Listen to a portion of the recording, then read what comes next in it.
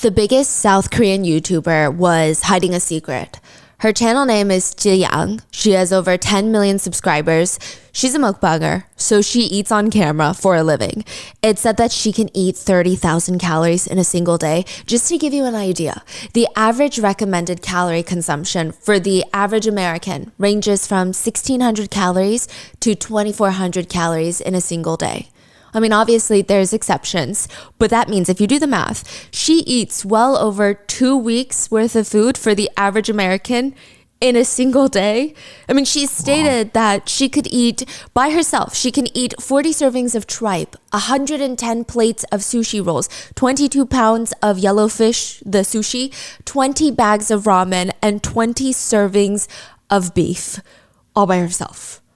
I mean, this is even before she started eating on camera. She said there was a time when she had no money back then where she went to this all-you-can-eat buffet because she couldn't really afford to go anywhere else to fill her stomach. And it was a cheap buffet. And afterwards, she walks out of there belly full and she felt so bad for the owners because they likely lost a ton of money because of her that she never went back to another buffet ever again. Really? Yeah, and what's crazy is she eats like a competitive eater, but I would say that that is not the reason that people are subscribed to Zhiyang.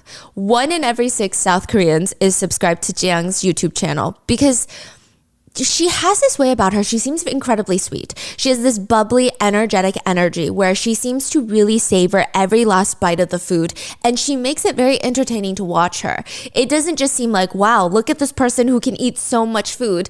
It seems warm. It seems like a companion. That's her image. She even recently collaborated with Gordon Ramsay, and people just love her in South Korea. She's actually one of the most well-perceived influencers in South Korea, which is very difficult to pull off.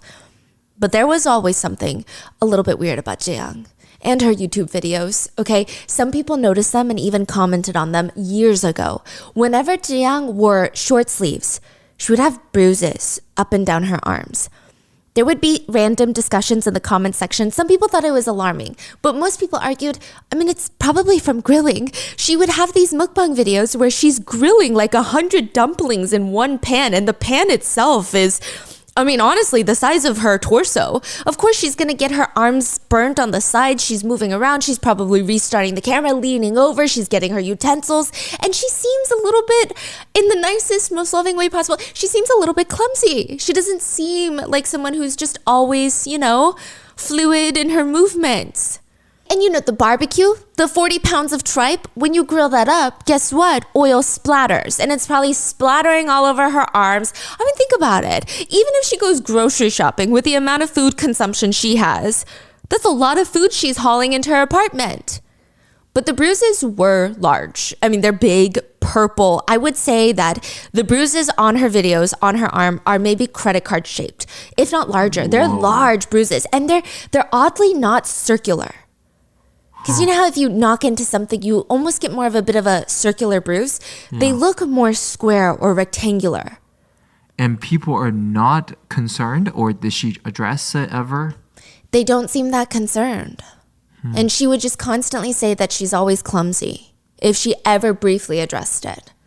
In some of her videos, she will have bandages on multiple fingers, up and down her arms. But again, nobody suspected anything that sinister, considering, again, she has this bright, cheerful personality. They thought if she's going through something bad, let's say worst case scenario, what do bruises mean? Maybe you're getting hit. If she's going through that, there's no way that she would be able to smile so brightly on camera. That just doesn't make sense. But the truth is, she was being beat. Zhiyang was forced into creating a mukbang channel, and when she wasn't filming, she was beaten twice a day for years. Audio has recently surfaced, and in it, you hear a man's voice screaming, shut up, you stupid bitch. Didn't I tell you not to do this? You can hear Zhiyang, the #1 most subscribed YouTuber in South Korea, crying in the background, begging him not to do this to her, begging him to stop and spare her life. Zhiyang was forced to mukbang so someone could profit millions of dollars. One of the top YouTubers in the world on a global scale had effectively been held hostage for 4 years and forced to produce YouTube videos. This is the story of Zhiyang.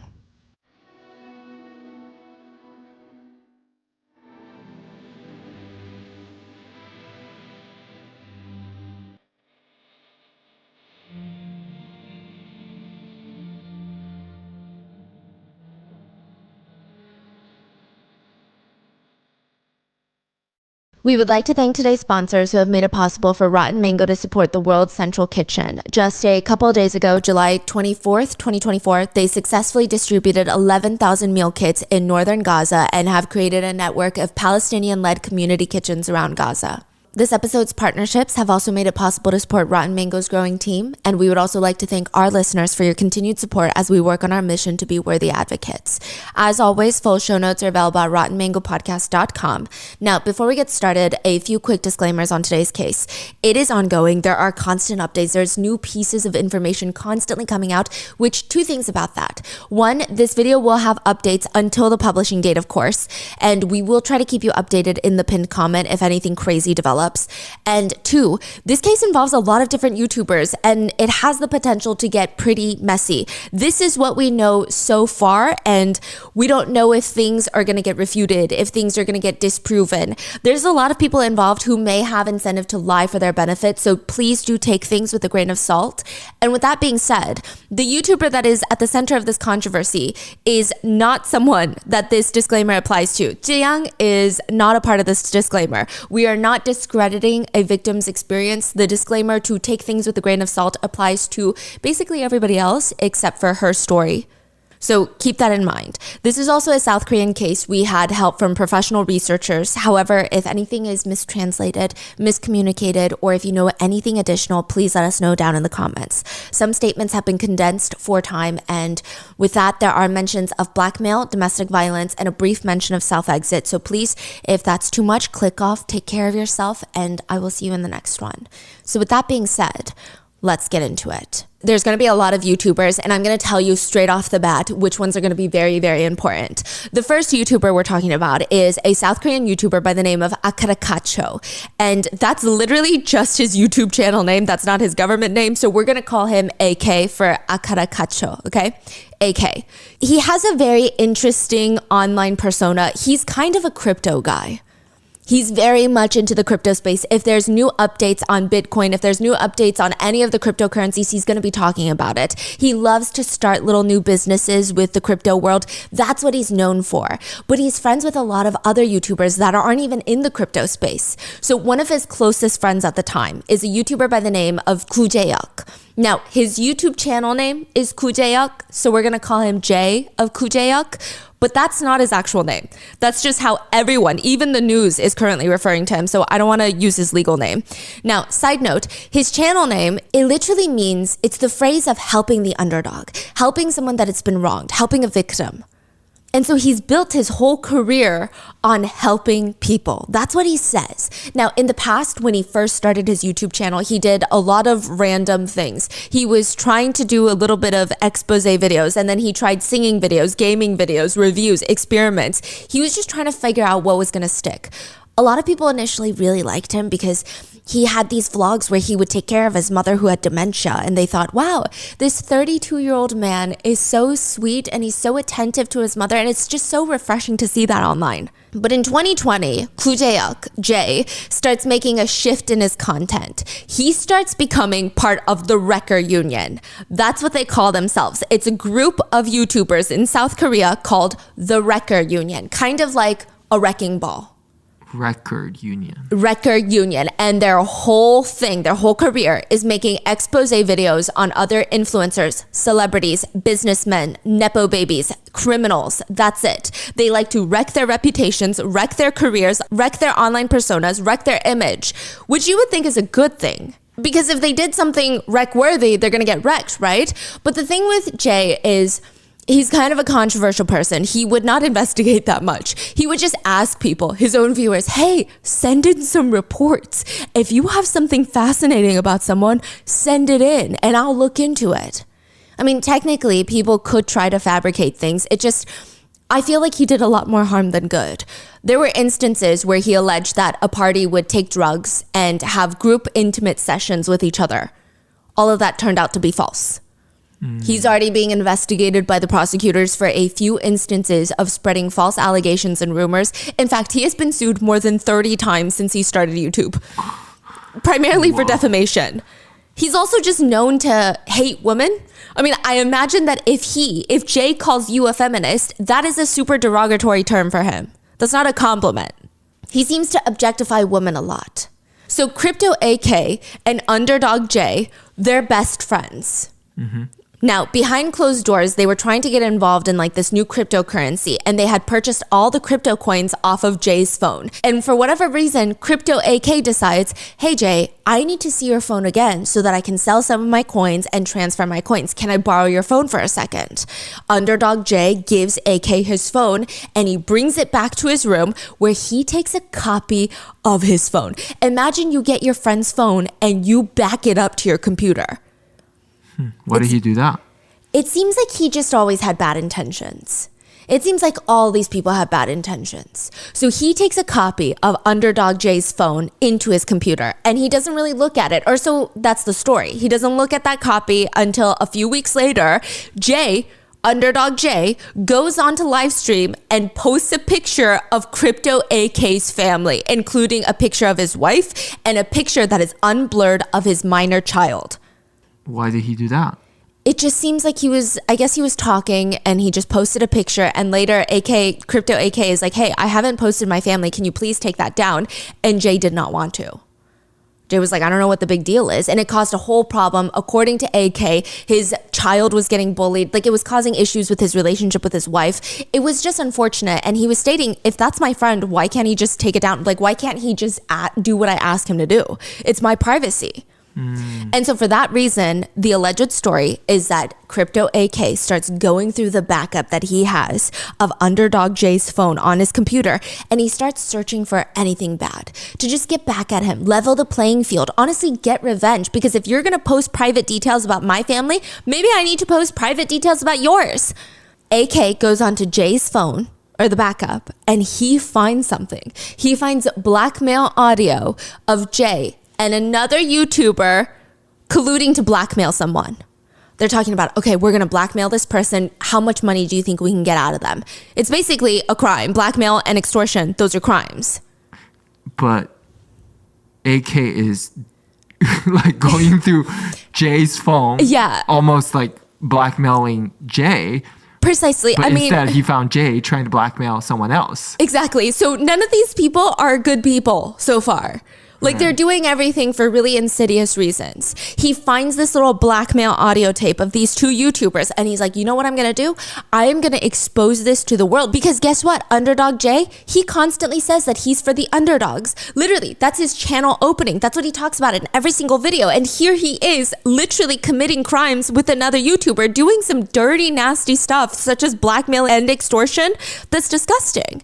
So he takes the audio tapes, and he decides that he's going to send them to a cyber wrecker.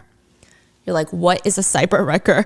A cyber wrecker is a classification of YouTuber in South Korea. So you know how in America we have beauty influencers, we have mukbangers, we have all these different things. Cyber wrecker is also a division of YouTube, really? Like a niche in YouTube. And they're truly just to wreck people's perceptions of other people's reputations. So it's like expose? Is it like commentary? It's more like exposés. I wouldn't say it's commentary. It's a little bit different. So commentary, in America, you have so many commentary channels. And when a situation occurs, someone commits a crime, let's say a celebrity commits a crime, all the commentary channels are going to comment on it because that's what they do. Now, cyber wreckers, they're in the business of timing. They want to get privileged information. They want to get the inside source, and they want to be the one to release the information first. They're almost in a time war. So originally, I thought cyber wrecker was literally spelled like the wrecking ball wrecker, but it's actually spelled like with an R. And it's because in South Korea, when you get into a car accident, let's say you're driving on the highway, you get into a car crash, you pull over to the side, suddenly you look up and there's 10 tow trucks.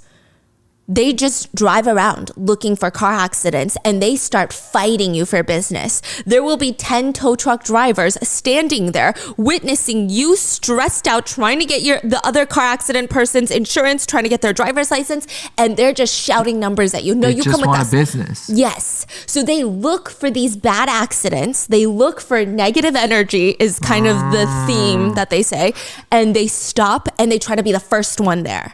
So you're saying these cyber wreckers are like that? That's what they're, yeah. Kind of like Shark in the water. Yeah, they're circling for blood. Now, of course, there's good ways to do it. I mean, some of them had okay reputations because they would actually help the public, the general public. But a lot of them don't have good reputations. They're almost seen as like foaming at the mouth to get the inside details. For example, you know the Chodosun case that we did? You guys all know that case. I'm going to link it below. But there were a bunch of cyber wreckers that had shown up to his house after he was released from prison, which this is a criminal who essayed a little 8-year-old girl, and he got out of prison recently in South Korea. They all showed up to his new house, and they were just filming, ordering pizza, ordering jjajangmyeon, remember? Oh, that was dumb. They're cyber wreckers. They're getting into fights in front of the building. They're causing disturbances. The neighbors hated them. They're cyber wreckers. Wow, this is so fascinating. I didn't know. So they do want to get the first blood in the water. They want to break the news. The goal is to be the first one to break the unfortunate news.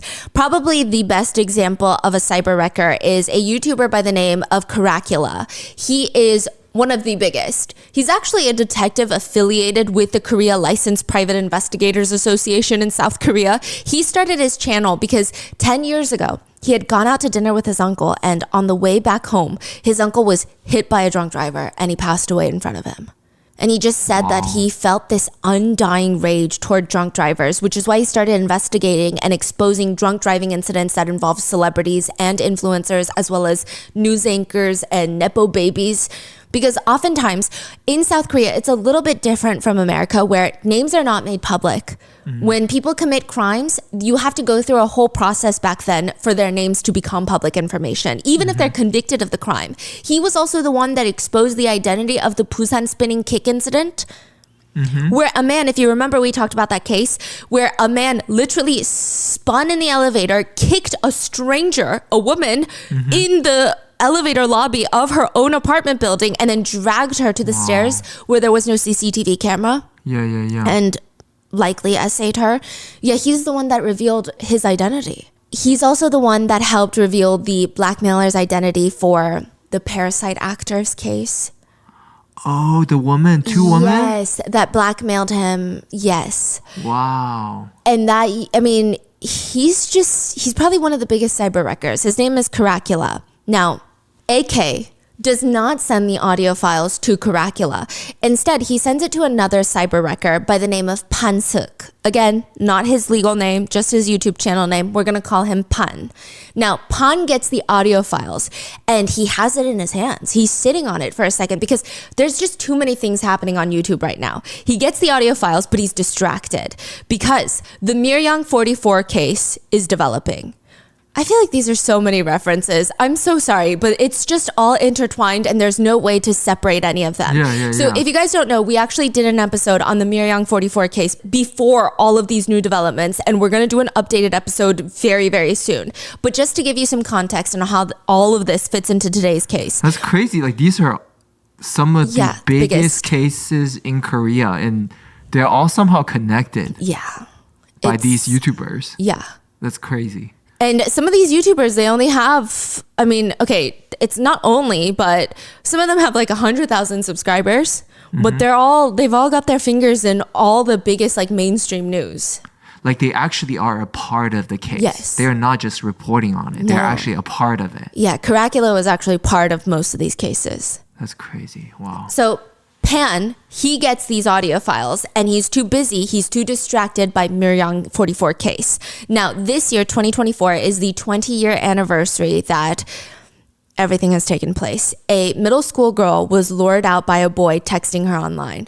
She thought that she was going to go meet up with a potential boyfriend, but instead she goes to the city of Miryang and she gets jumped by a group of 10 to 12 teenage boys that gang essay her.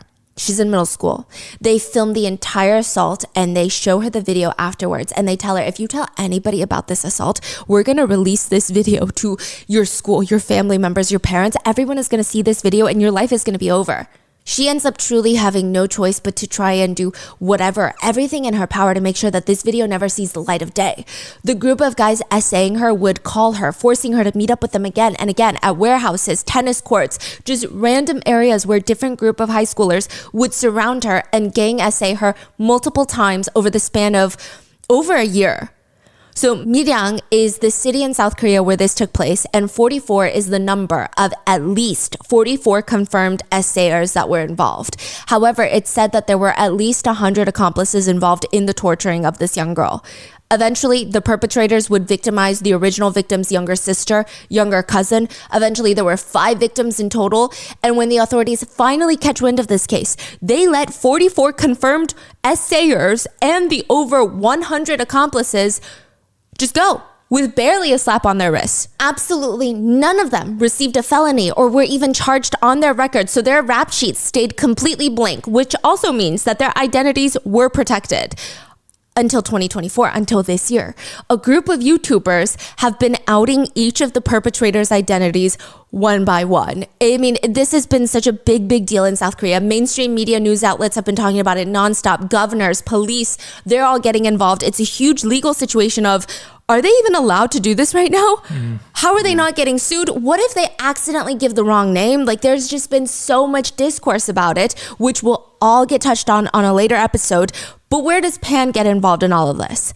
Well, he's got the blackmail tapes of these 2 YouTubers colluding to blackmail another person, and he listens to all of the audio, and he's sitting there thinking to himself, likely, this is probably the only thing that might be as big as the Miryang updates. The Miryang 44 case, this might be the only thing that's as crazy that might take over mainstream news. I mean, this is insane. He's listening to it, and it involves Jay and another YouTuber by the name of Chujak. We're going to call him Jin, because Chujak, again, is just his channel name, okay? And the word itself means detecting manipulation. It's like staged. Wow. So they all have these very... Yeah. Like, justice type of name. Yeah, I would say, okay, so Chujak is a little bit different. Jay, he's truly, his whole marketing shtick is, I'm for the underdog. Chujak is a little bit different. It's a little bit lower stakes. So Jin, all of his videos used to consist of him sitting there and just pointing out the stagedness of other YouTubers' videos. He's like, this couple's video is staged, and let me show you why. This YouTuber, this whole thing of him running into a stranger is staged. This YouTuber who is rescuing a puppy, it's staged. So it's a little bit lower stakes than, I guess, crime. But Okay, so to recap, Jay and Jim are blackmailing someone. Yes. And there's a tape of them talking. Yes. AK got the tape and passed it on to Pan. Mm-hmm. And Pan is sitting there listening to the first tape. Yes. And he's thinking about something. He's thinking, wow, this could honestly be as big as the Miryang case. Like, it's crazy. This could be the next explosive conversation on social media and even mainstream media. I mean, it's huge. Because these 2 YouTubers, Jay and Jin, they're talking about blackmailing only the biggest YouTuber in South Korea to reveal the fact that Jiyang used to work at a hostess bar before starting her YouTube channel. This is exactly what Pan might need to help pivot the conversation, allegedly. Allegedly, Pan has interest to have everybody stop talking about the Miryang 44 case because he's friends with the perpetrators. What? So he decides. Wait, so he's not just trying to break the news. He doesn't even release the tapes himself. He sends it to another YouTuber. He just wants, allegedly, what everybody thinks is that he just wants the conversation to not be about Miryang 44. He wants there to be a new news. That is crazy. And he is a YouTuber that talks about what usually? He's a cyber wrecker. He's a cyber wrecker. He's a cyber wrecker. He that actually exposes people. Yeah, there's so much. It gets a little bit crazier, and we're going to talk about it in the Miryang 44 update episode. But he also does get involved in the Miryang case, and he almost gets canceled for it. So that's why there might be incentive for him to try and stop the conversation around Miryang 44.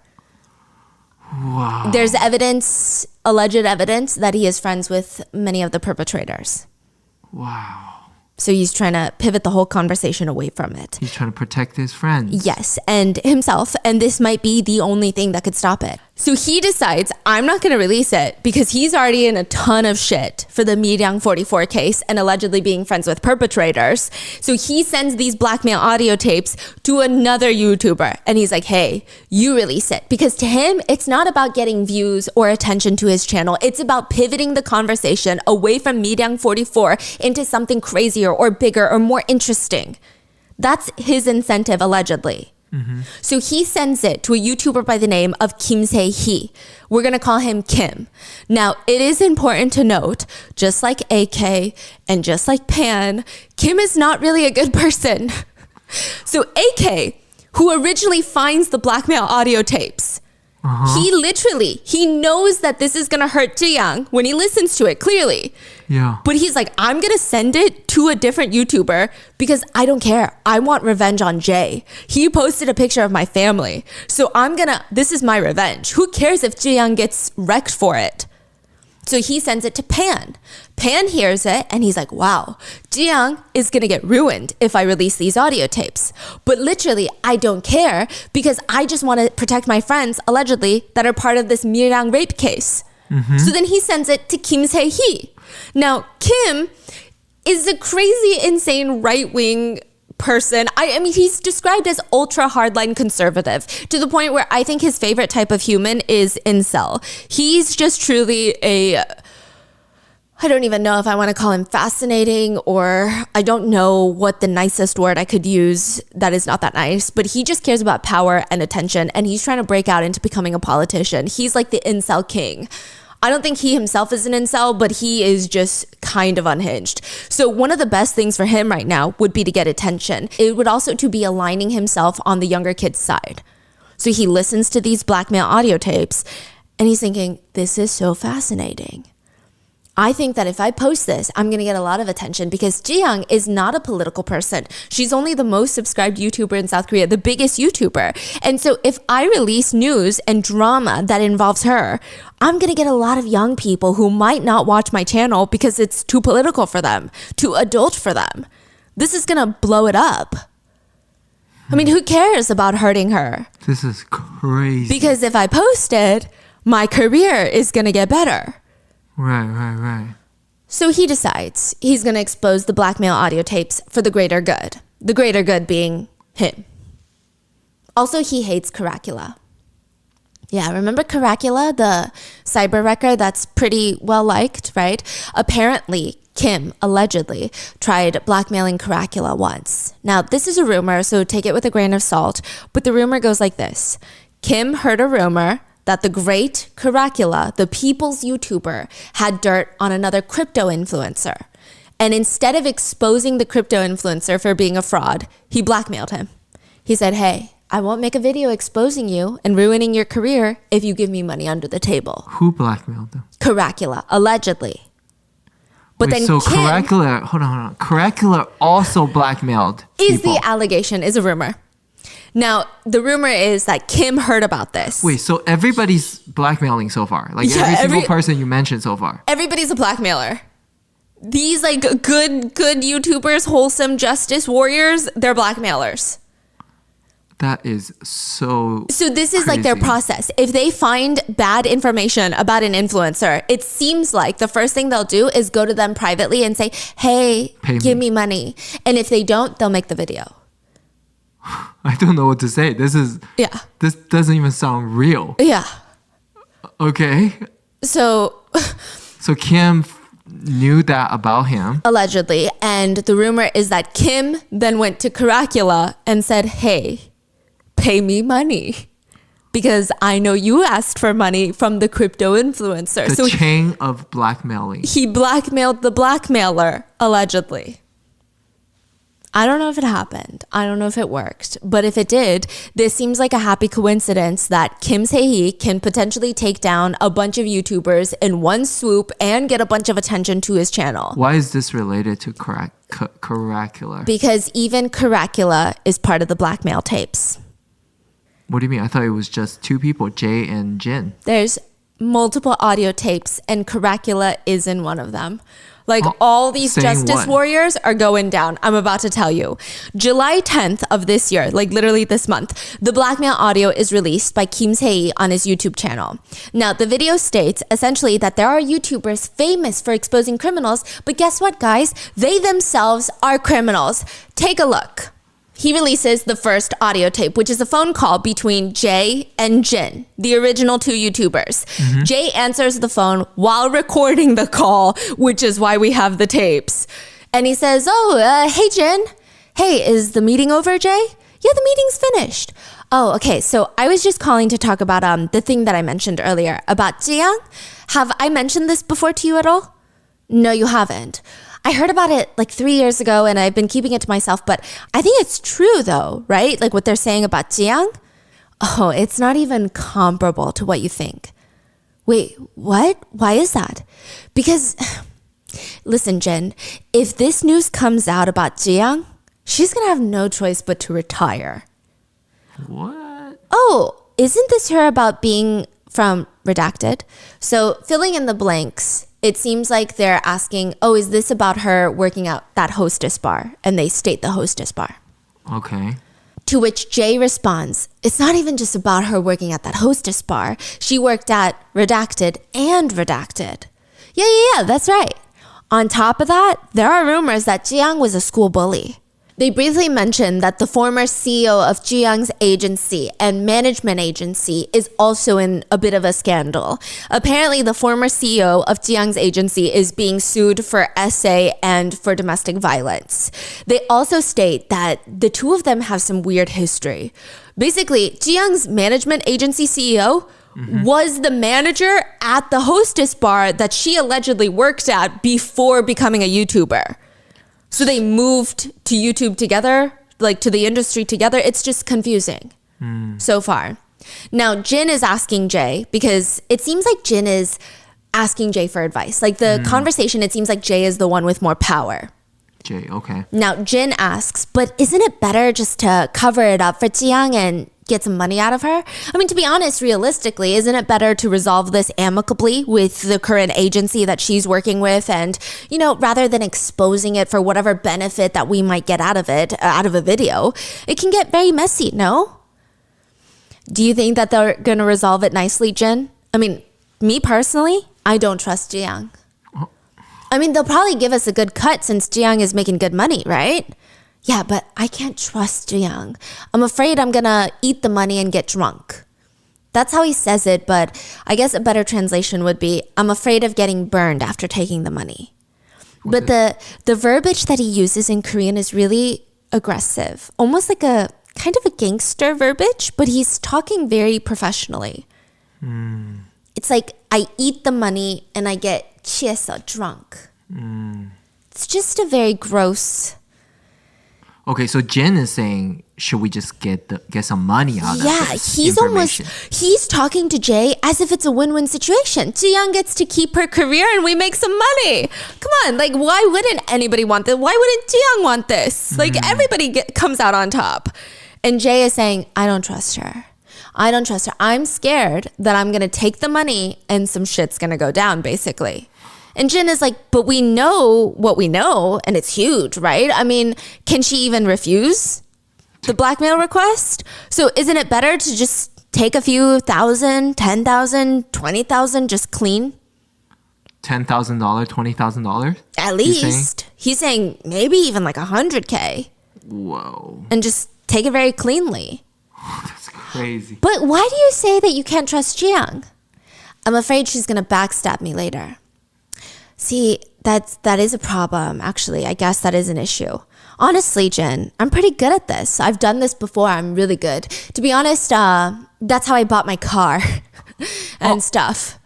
Wait, who's saying this? Jay Underdog Jay is saying that's how I bought my new Genesis GV50 or something, GV80. By blackmailing others. Yes. Whoa. And he says, when I do this kind of thing, I can just feel it. You know, this person, that person, whether they're going to give money or not, how much they can give, I can kind of sense it. You feel that Jiyoung is going to give the money cleanly or she's going to backstab you later and you feel like she's going to backstab you later? I mean, I'd have to meet with her in the agency in person to really know. To be honest, I don't think so. They seem like people that are crazy about money. If they can't make money anymore, that's going to be very bad. I think they're going to try to prevent the exposure of this news by any means necessary. And I got a lot of expenses coming up these days too, so it might be the time. He's like, I have some bills to pay. Yeah. And the two of them continue to talk about how Jiang got caught for tax evasion. To which Jin continues, I mean, Jiang just seems shady, no matter how you look at it, but her image online seems to be so well crafted for people. So I'm thinking, I was trying to make contact, right? But if you expose Jiang, if you make a video on Jiang, my negotiating power with Jiang's side decreases. So I just wanted to discuss it. He's like, hey, this is what he's saying. Hey, before I blackmail Jiang, can you let me know if you're going to make a video? Because if you expose the news, then I can't really blackmail her for it. It's now public information. Crazy. Underdog Jay is saying, I don't know. First, I need to meet with them in person to know if they're safe or dangerous people. And he says, but I'm going to make a video in advance. Wait, really? What do you mean? Now, Jay goes on to say that he's going to make a video and unlist it onto YouTube. So what that means is he's going to film a YouTube video, like from start to finish. Hi, my name is Jay, the YouTuber. Welcome to my YouTube channel. I'm exposing Jiang today. He's going to edit it, post it onto YouTube. And in the video settings of YouTube, you can make it unlisted. Now, unlisted means if I send you the link, you can watch the video, but it's not going to show up on anybody's subscription tab. It's not going to show up on the homepage of anybody's YouTube or on the mobile app. Invite only video. Yes, invite only through the link. Mm-hmm. So he says he's going to make an unlisted video because he says, I've experienced this before, okay? If I request an interview with a YouTuber or with an influencer or a celebrity, then they're going to make the first move, confessing and explaining while playing on emotions and crying and trying to be the victim and spin the story their way first and all of that freaking crap. So he's saying he's going to have a video locked and ready. So if they don't cooperate, he will release it right away? No, he's saying if I reach out to Jiang and her agency, she might be like, oh no, he knows. I got to make a video first. But if he send a video to them directly, yeah, say, watch what I have. Yeah. And if they don't respond, then he can make it public instantly. He doesn't have to, because the amount of time for him to press a few buttons to make it public versus they have to come up with their side of the story, sit down, film a YouTube video, edit it, and then post it online. The time difference is different. I can't believe this. Yeah. Wow. And Jin is confused. Is Jiang really that type? I mean, I don't think that Jiang is going to be able to resolve this information with just emotional appeal to her viewers and explanations. But Jen, did you know this? Jiang is paying two girls she used to work with at the Hostess bar $4,300 each, totaling over $8,000 a month. Hush money. They work at the Hostess bars. When you say Hostess bar, is it... So they say room salon. I opted to say Hostess bar because room salon in South Korea is very much implied that it's a bar that involves sex work. Which is ita, which they call like second level. And hostess bar is kind of, the bars where they spend time with the clients, it's not guaranteed that there is after activities. She worked at a room salon. She stated that she never engaged in sex work. But they keep referring to it as a room salon, which the heavy implication is that it's almost guaranteed sex work. So I'm saying hostess bar. She did not engage in sex work, but she did work at a bar where it does involve kind of entertaining customers and pouring their drinks and spending time with them versus just like a bartender. Here, I mixed you a drink. Okay, next. I see. Yes. And Jin is so confused. Oh my God, really? She's paying these girls hush money? Amazing. Wow. Okay, but look, so Jiang's company is doing this because she's still making a lot of money and it's more profitable for them to pay hush money, right? And Jay says, for example, let me tell you what I'm scared of, right? If this breaks out, they're screwed, okay? But if I get sued, at worst, I'm going to get a fine of maybe like a few $1,000s. So Jiang's company is doing this because she's still making a lot of money and it's still more profitable for her to pay these girls hush money, right? Underdog Jay says, okay, let me break it down for you, right? Even if I get sued for blackmail, okay? At worst, I'm going to get a fine from the government of maybe a few $1,000s. if I want to do this big, I would say, in my opinion, we should get at least $150,000 in cash from Jiyoung to keep quiet on this. $150,000 in cash? That's really good. That's good. I don't know, but again, I'm not usually someone who takes this kind of thing, so don't misunderstand too much. All of a sudden, Jay is switching up. He went from, I bought my car from hush money to, I don't really ever do this type of stuff. But Jin is just ignoring him. Jin is like, I think it's actually a lot more practical and better for both sides in this case. I mean, I think it's going to help Jiyoung and her image if none of this gets out, and it's going to help us get some money, and I just feel like it's kind of a no-brainer. Underdog Jay is a little bit more pessimistic. I just have a feeling Jiyoung is going to backstab me, okay? I just have a gut feeling. I'm anxious and I'm afraid. But I mean, Jay, if they backstab us, how are they going to backstab us? Like sue us? File charges? Report us? It's not about suing. I'm afraid that they're going to expose us. Like, oh, Jay, the YouTuber, asked me for money and is blackmailing. You think they'd do that? Then we need to choose our words carefully. Yeah, I'm afraid that those bastards might say that I asked them for money. Wow, but, blackmailer is saying, oh my God, they're going to call me a blackmailer. Oh no. And Jin is like, well, I mean, if they start trouble with you, then it's obvious what we're going to expose them for. See, that's what I'm anxious about, Jin. That's what I'm anxious about, because once this gets a little bit of exposure, people are going to be like, oh my God, I bet Jay asks other people for money. Hasn't he done this before? I bet he's done this before. And then this kind of conversation continues. I mean, truly, I've never taken money to attack someone or turn a blind eye on something. I mean, I have received money before from people, but I gave all that money to the victims. So I'm going to make a video first, and then maybe I'll give Jiyoung and her agency a call. Yeah, that's the plan. So regardless of his gut feelings, I guess he's going to go through with it, and he's going to call Jiyoung and try to blackmail her. And Jin is like, okay, sounds good. So after this phone conversation, the implication is that Jin is just following Jay's lead. Jay's going to do all the work for the both of them, and Jin is going to get a cut of that blackmail money. Yeah. Now, in the next phone call, Jay informs Jin that he talks to Jiyoung. He's like, I talked to her agency. I didn't talk to her directly, but I talked to her agency, and I wasn't able to get $150,000. I was able to get $7,000. And wait, Jin is like, 7? Wait, that means they did successfully blackmail them. Yes. That's prison, jail. Yeah. That's. And he said, I got 7, and I can give you $2,000 because you have blackmail of her working at a hostess bar. I've got crazier blackmail on her that I'm not even going to tell you. Yeah, it's crazy. So I'm going to take 5. You're going to take like $2,200. And Jin is like, I mean, I'm just so surprised it's so low. But Jay is explaining to him, I mean, I wanted to get more, but if I do, Jiyoung's probably going to get beat up. Beat up? Yeah, this is the part where people are like, what does that even mean, right? What do you mean? And he goes on to say, also, I heard her story, and she was like, they were just giving me her backstory, and it's kind of sad. I kind of felt bad for her. Again, what does that mean? And so all I did was ask for like $7,000, and I'll give you about $2,200. Jin just goes along with it, and he takes the money. And the truth is, Jay actually received a lot more than that. He received tens of thousands of dollars more than that. He took like $40,000 from Jiyoung.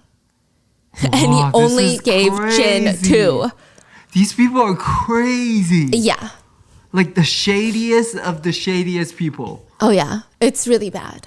Like they don't, like they're constantly trying to one up every single person around them. Yeah. And trying to freaking scam, blackmail, extort, like just do everything. Like I don't think that they understand what a normal relationship with anybody is. It seems like they're literally vultures. Wow. Yeah. Unbelievable. The next audio clip is of Caracula, the pretty well-liked cyber wrecker that helped with the Busan Roundhouse Kick case, that helped with the Parasite Actor case. Yeah. And Jay, Underdog Jay. The two of them are talking. And he's warning Jay. He's telling Jay, if I were you, I wouldn't go against Jiyoung. I mean, just think about how valuable she is to YouTube as a platform. I mean, you're not really just going up against Jiyoung. You might be going up against YouTube at that point. Like, that's a little bit... I mean, he's saying from a YouTube standpoint, Jiyoung is a giant that gives birth to golden eggs. It's better not to mess with it. He's saying, telling him, like, not to blackmail Jiyoung? Yeah, Jay is like, I'm about to blackmail Jiyoung. And Caracula, instead of being like, whoa, Yeah. Why would you commit a crime? I'm going to Yeah. expose you for committing a crime. He's saying, I wouldn't do that. I just think she's not the person to do that to. She's way too big on YouTube. All it takes is probably one call from her to her YouTube manager and your channel is demonetized. These people's logics are crazy. Yeah, so he basically tells Jay, I would weigh out the options, you know, future monetization on all your videos, or whatever number you're asking Jiang for, it's got to make sense. Like, you're risking your whole YouTube career. This number better be good then. Yeah. I have no words. Yeah. Wow. All for what? All because Jiang used to work at a hostess bar? Is that really what they're blackmailing her for, or is there something else?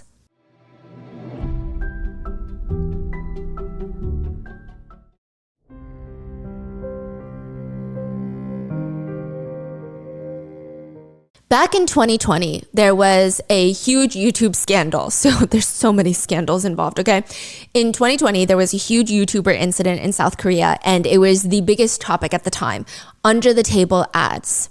Now, it was revealed that a lot of the top YouTubers in Korea were not disclosing their paid partnerships. They were getting paid in cash, in higher sums, to just pretend like they naturally like something instead of stating outright, hey, I do in fact like this product, but just to let you know, I am getting paid. So like, you know, that could obviously sway the way that I say things, but keep that in mind, okay? Instead, these top YouTubers would act like they themselves chose to spontaneously talk about this one product that they are just so head over heels for, just over the moon for, and these brands have no idea. They have no involvement in any of the things that they're saying, and then they would get a bunch of cash under the table for it. Wow. Another huge mukbanger, Eat with Bokki, was involved in that scandal. And this YouTuber named Cham PD went out on a live stream, and he was just so fed up with all of this. He was talking about how truly, being in this industry, he's seen so much of every single YouTuber of every single size. You could be talking 1,000 followers, 100,000 followers, 1 million followers, 10 million followers, and they're all taking under the table ads. Cham PD was very open about the conversation, as he felt that it was very unfair to viewers. He said that they were being deceived by the people that they watch. Is he another expose channel? No, he's like a food reviewer.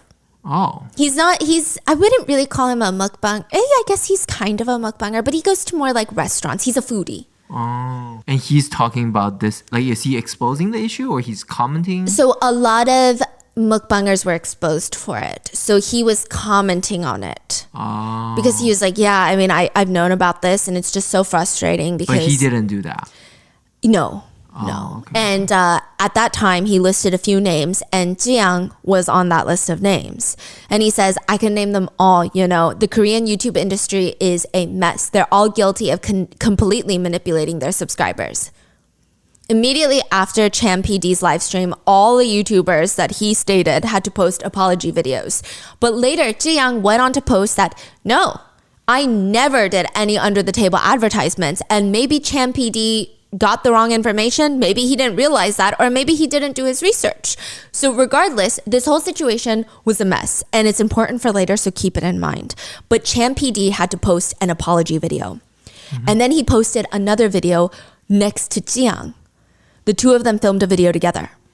So he had just accused her of doing under-the-table advertisements. Jiang said, I never did that. And the two of them sit together, and Jiang can barely hold her head up. All of her hair is covering her face. She can't even look Cham PD in the eyes. She looks terrified for her life. And he apologizes to her on live stream. He even bows to her. Cham PD was heavily bullied after accusing one of the biggest, most beloved South Korean YouTubers wrongfully of shady business practices. His family was followed, he was bullied for years, and someone literally threw a rock at him on the street because they hated his guts. So now people are listening to this blackmail audio and they're thinking, okay, so she worked at a hostess bar. Is there more? Like, what else is going on? Is this the bigger scandal that they're referring to, that everything's getting redacted? Is she doing under the table ads still? Is this the scandal that she has to retire from? Like, what's going on? What is Underdog Jay keep alluding to? Because remember, Underdog Jay wouldn't tell Jin what he has on Jiang, but he kept saying it's big, it's big, it's big. There's more than that. Yeah. More story. He's like, oh, it's more than the room salon. Like, if I tell everyone what I know about Jiang, her career is over. Okay. So people are like, does it have anything to do with the 2020 ad scandal? Like, what's going on? A few hours after Kim posts the blackmail videos on YouTube, Jiyoung goes on live. She titles the live stream, "I will tell you everything." Right off the bat in the video, you can tell that she's not the happy, bubbly self that she normally is, which is fine considering it's a very tough topic. I mean, she's accused of a bunch of things, but obviously there's something more in her demeanor.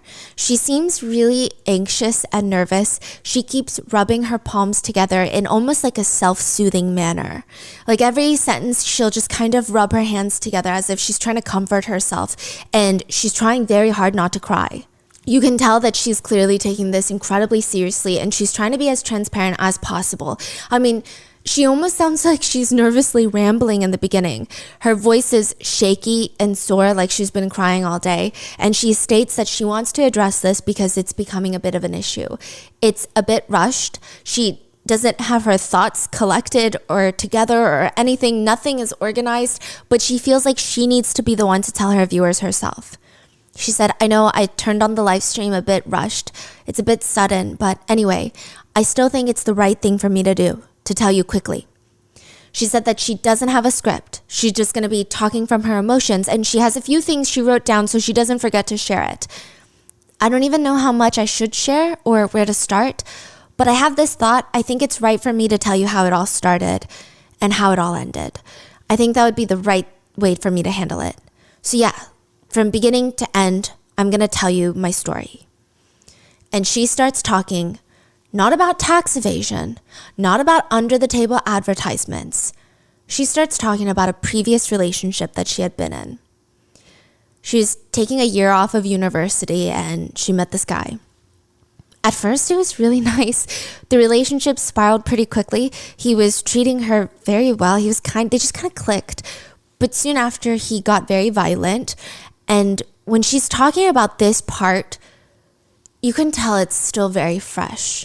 Like the trauma is very strong. She keeps choking up and she has to stop multiple times to collect herself.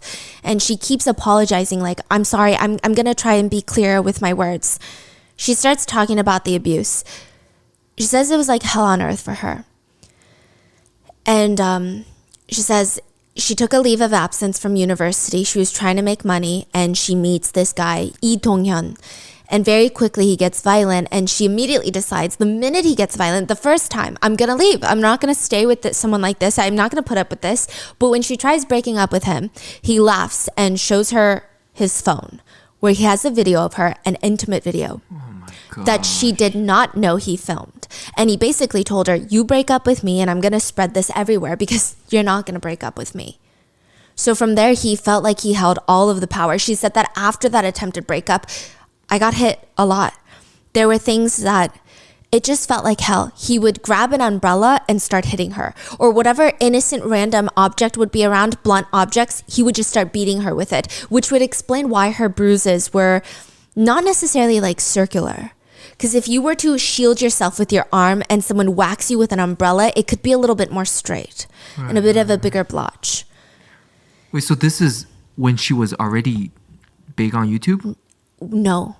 She is in this relationship before YouTube. And it continues for years during her YouTube career. Okay. So very quickly, she said that he dragged her to his place of work, which was like a hostess bar. And he was a manager, and he said, "You're going to be one of the girls here. You're going to be pouring drinks, and you're going to be flirting with male customers." Now, Jiyoung said there was no sex work involved, or at least she didn't participate in sex work. And she said at the time, while being beaten, he just forced me. He told me, "You need to sit and pour drinks for customers. Just be the conversation partner." So at the time, I did the job of sitting and pouring drinks. And I couldn't tell my friends about being threatened. So I didn't even tell them when I was doing this job. And some people found out. I told them it's because I wanted to. It was just really for a short amount of time, not that long at all, that I worked at that bar. He took all the money that I earned and kept dragging me around every day. And I told my ex-boyfriend I was really sorry, but I couldn't do it anymore, that I wanted to stop. But again, he used violence and threatened to tell my family everything, so I couldn't resist. And he kept trying to gaslight her into going to work for these seedier bars, basically trying to get her to engage in sex work. And she kept saying, "I don't want to." And he would explode at her. "Well, how are you going to make me money then?" That's when Jiyoung thought of doing the only thing that she could think of. A while before this, when she was still in class, she didn't have enough money for food, and everyone around her knew that she could eat. So they told her, hey, you should try mukbang. Like, they're killing it online these days. Everybody's doing mukbang. Maybe you can at least cover the money for food, right? She said, she told her boyfriend, I can try live streaming to earn money. I can try it that way. I can eat a lot. She starts her YouTube channel because of him. She said, I was beaten in the house that I did my very first broadcast in. She said for many years of her YouTube career, for 4 years, she had been a victim of SA, illegal filming, dating violence, blackmail, and extortion. For 4 years, she secretly went through all that abuse and was blackmailed. Her boyfriend took at least $3 million of YouTube earnings because she very quickly rose to fame. The boyfriend took all her earnings too? Practically all her earnings over the span of 4 years. Wow. Yeah. He refused to let her go. She said, I was beaten twice a day.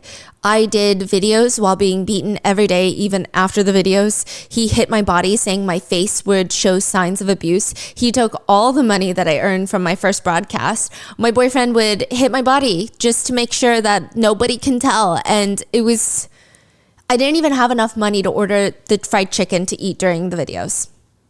Like, she was left with nothing.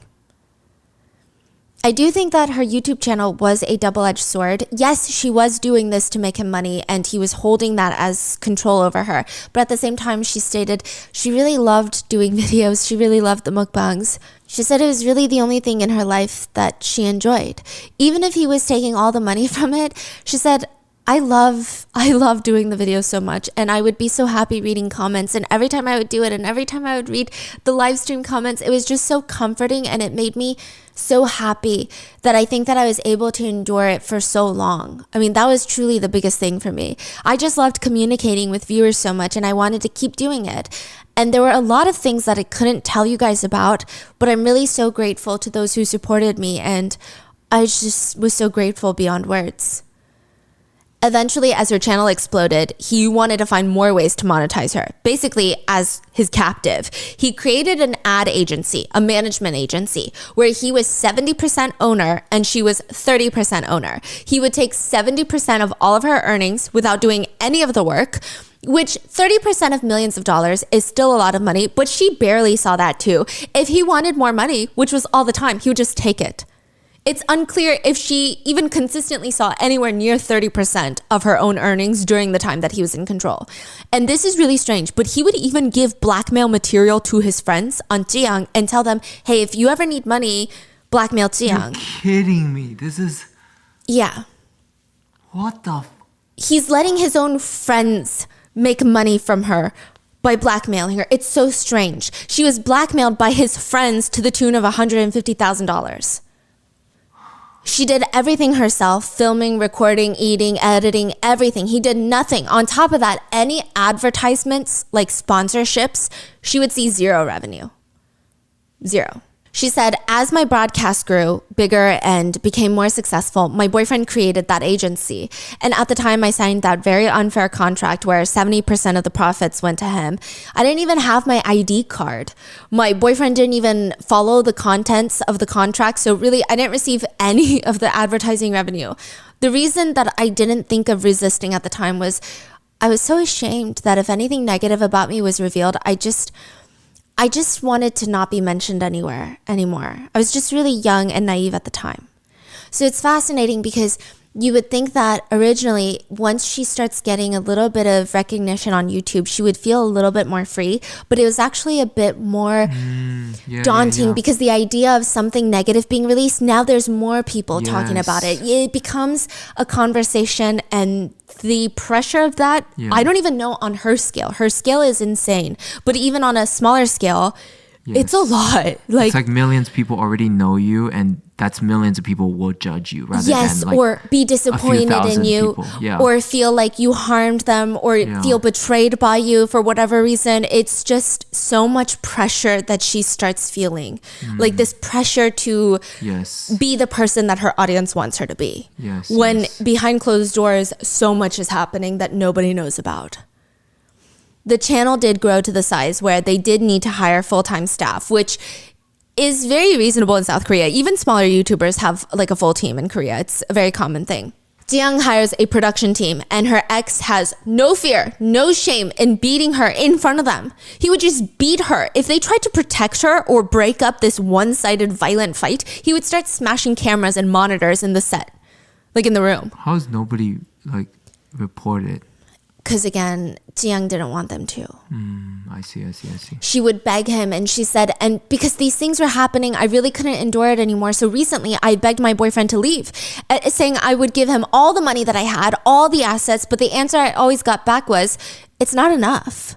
That's what he always said. For 4 years, he always said things like, you know, you're broadcasting because of me, right? All your money is mine, and everything you earn in the future is mine too. Eventually, he starts threatening to kill staff members to have more control over her.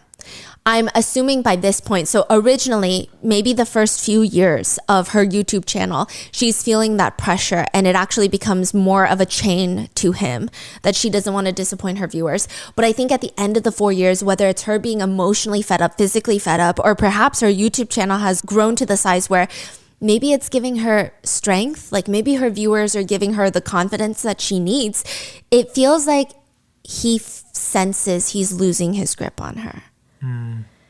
I mean, sure, he has blackmail, but she's kind of becoming a bit of a wild card. She's the name, she's the face of the brand. She could run away and try to expose him for the truth, or she could be so fed up that she's ready to burn the house down with both of them in it. She could be at the stage where she's like, who cares if we lose it all? Let's lose it all together. He seems nervous, and he starts threatening to kill her family, her friends, and even her staff members if she doesn't do as what he says. She tries to pay him off to get him to leave her alone, and he refuses. She said that is where she drew the line, because at this point, for the past few years, she had desensitized herself to the threats. Even the physical violence, she was so desensitized, she was so detached from it. But her employees were like her family. She did not want anything to happen to them, and they were the reason that she felt like she could fight him. She said they couldn't stand watching us, that we should file a lawsuit together, that I could quit broadcasting. Even if they lose their jobs, they didn't care. And I told them, no, it's too painful for me to fight right now, and I don't want to do any of this. I begged the employees, don't do anything, okay? It's okay. It's going to be okay. But they cared for me so much. They didn't even talk about things around me to avoid hurting me, and they were so careful with their words, and they always did everything for me. They were like family, and I didn't want to quit because of them. Honestly, even though those days were like hell, I was still so happy with the employees who loved me and stayed with me, and I loved the love that I received. I loved it so much when viewers liked me, to the point where I wondered if it was okay for me to even receive this kind of love while I was hiding everything behind the scenes. But now there's nothing that I'm hiding anymore. Yeah, everything's out in the open. This is her live stream. I'm going to try and endure as much as I can for as long as I can. I don't want to ever bring harm to the employees who treated me like family or their families by hiding, and quitting my broadcast is not going to solve anything. So no matter how much I'm cursed at or I'm hated on after all of this, I am going to endure it for as long as I can.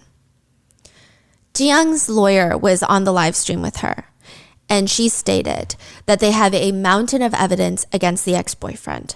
She said Jiyoung's suffering was immense, and the evidence is extensive. There are over 3,800 files containing details of her victimization, and as a criminal defense attorney handling many cases, this one was shockingly severe. She also briefly mentions how when she first started taking on Jiyoung's case, Jiyoung was too scared to do anything, to even talk to her. She had to talk to Jiyoung's staff. Wait, so Jiyoung has decided to go after the ex-boyfriend? Is Yes. that why the lawyer is saying that? Yes. Now, Jiyoung says, so only recently was I able to become independent like this, and I don't want to be known in this way. Even if I'm a victim, I still did bad things, right? So she's saying she still technically participated in under-the-table ads because her boyfriend forced her to do it. Oh, so she did do it. Yes. But earlier you say... Oh, we're going to get there. So she's saying that she did things that she probably shouldn't have done in her career because her boyfriend forced her to. Okay. And so she's saying she still wants to be held responsible and she did do wrong. She is owning up to that. And she says, but I think I always had it in my heart that someday I wanted these things to be revealed. That's why I turned on this live stream so quickly today, because I haven't been free from anxiety for the past 5 years. And now I have the confidence to speak about it. I think many people will be really disappointed about me pretending to be okay all this time. I'm sorry for hiding all of this. I really just didn't want to talk about it online. So I'm sorry if you feel like I was hiding a big part of something from you. I'm really sorry. And I regret my actions and choices. I'm sorry. The one thing that I always tried to live by was don't harm others around you. So never, not even once have I ever harmed anyone. I've never done anything violent or anything like that. So, I mean, even when I was harmed, I endured to never harm others. She ends the live stream by saying, thank you. I tried really hard not to cry while watching the supportive comments, and I'm really thankful. So thank you, and thank you. And I'm really grateful to each and every one of you. Okay, so she went live because the recording of the blackmail conversation was released. So everyone is like, she worked at a hostess bar, she did tax evasion. What is this other thing that Underdog Jay is talking about? Like, what did she do that is so bad? Oh. So then she goes online and is like, hey, I need to tell you my story, first of all. This is why I started YouTube. This is what's been happening behind the scenes. And there have been instances, maybe we did evade taxes like the management company did, but it's because it was out of my control. Oh. So she's saying, like, we're looking into it. I don't know. I didn't have any control at that time. I don't know what he did with anything. I see. I was literally just like forced to make videos. So like, I don't know what to say. Okay, so now people listening to this, they're like, oh my God, I didn't know Soo-young is being controlled and abused and essayed by ex-boyfriend. Yes, and beaten like right after she stops filming her videos every single day for 4 years. Okay, so that was the biggest news, I see. And as for her ex-boyfriend, is he in jail now? That's what everyone wants to know. Is he in jail? What happened to him? Well, no, because he's dead. According to Ji-young's attorney, Ji-young filed a lawsuit against her ex-boyfriend for habitual assaults, threats, injury, and extortion, as well as coercion and violation of the Sexual Violence Punishment Act. Ji-young was seeking $3 million in settlement funds, stating that is how much he took from her YouTube career. She's not even asking for more money. She's like, hey, just give me the money that you literally took from my career. And she wants out of the unfair contract where he gets 70% of her earnings for the agreed upon amount of time. So Ji-young states that she never ever wanted to file a criminal complaint against him, but like she said, he was trying to threaten to kill her employees, so she had to draw the line. She contacted attorneys, lawyered up, filed the charges. There were 2 lawsuits against him. One of it was criminal, so the prosecutor's office was looking into him for his crimes, and then the other one was civil, which is between 2 parties. He was facing $3 million in settlement funds that he had to repay back, money he did not have because apparently he was blowing it all after stealing it from Ji-young. And 2, he was facing up to 5 years in prison for all of his crimes. Now, the cases were both closed, the civil and the criminal lawsuits, because he self-exited. We don't know too many details about his self-exit, but we do know that he passed away with his mom. This is very interesting. With his mom? Yes. So we know that his mom and he died around the same time. Both of them died in cars, but there's no further details. Whether it was a car accident, whether it was carbon monoxide poisoning, it's unclear. And they weren't even in the same car. Yeah. So he self-exited. Say he self-exited. Why? Oh, he just couldn't handle it. He couldn't handle the lawsuit? Yeah, he couldn't handle the idea that he was facing 5 years in prison. His name was about to be disgraced, and he owed her over $3 million. Really? And it's fascinating because Ji-young was in a living hell for the past 4 years of her life, getting beat twice a day with an umbrella. And the first sign of something difficult, such as, I don't know, the consequences of your own actions, he just could not handle it. One netizen wrote, the fact that that man crumbled instantly, but this woman stayed strong though, through it all, shows how amazing that she is, how resilient. He ends up self-exiting with his mom. So the cases are closed and nobody really found out about it. This was a while back before this blackmail tape was released this year. Like perhaps a year ago. Did she release this information or? Her attorney did. Oh. Her attorney released this information. So after all of this is revealed, Ji-young starts clearing things up and sharing her side of the story. And most people, I would say, almost all people were very supportive of Ji-young. They just wanted to help in any way that they could. Her subscriber count surged to over 200,000 new followers in 24 hours after her initial live stream. One comment reads, "Just give life sentences to those trash who blackmail with sex tapes. Thank you for never giving up in your life. You're stronger than anyone I know. Thank you so much for enduring all of that. Take a good rest and we're going to be back when you get back. We will all be waiting for you." The former agency CEO is really a terrible person. Dying by self-exit without facing punishment. Horrible human being. I hope he receives burning punishment in hell every single day. But a few netizens were focused on something else. They were asking, wait, then who the hell is the leak? So if the ex-boyfriend is dead, who reached out to all these YouTubers to give them blackmail material on Ji-young? Because they're thinking, okay, if the ex-boyfriend is alive... But what are they even trying to blackmail her with? They're saying basically she's like doing illegal... That she worked at a hostess bar in the past. That she is potentially evading taxes because that's what the boyfriend was doing. And that she was probably still doing under-the-table ads, even though she said she wasn't in 2020. I see. Wow. Like, who would reach out to these YouTubers... like Jay and Jin, and give them these materials if it's not the ex-boyfriend because the ex-boyfriend is dead. A while back, maybe a year back, Ji-young gets a call from an attorney. And he tells Ji-young's agency, he doesn't meet with Ji-young in person, he meets with her producers. And he tells the producers, I'm starting a new business. I'm going to be selling air fresheners and maybe some deodorant. And I would like this to be promoted on the biggest channel in South Korea. I want Ji-young to endorse my products. The producers are looking at the attorney like, first of all, what do you know about air fresheners? And second of all, I mean, this just does not align with Ji-young's YouTube channel. It's just so, what is she going to do? Be eating Korean barbecue and then show off the air? It's just a little bit weird. I don't think that she's going to feel comfortable. And he says, okay, yeah, no, that's completely fine. So instead of promoting my business for me, I just want you guys to pay me about $1,200 a month for the indefinite foreseeable future. The attorney? Yeah. The attorney is like, hey, promote my product for free. No, you don't want to do that? Okay, then Ji-young, you pay me forever. Or until I say I don't want to be paid anymore.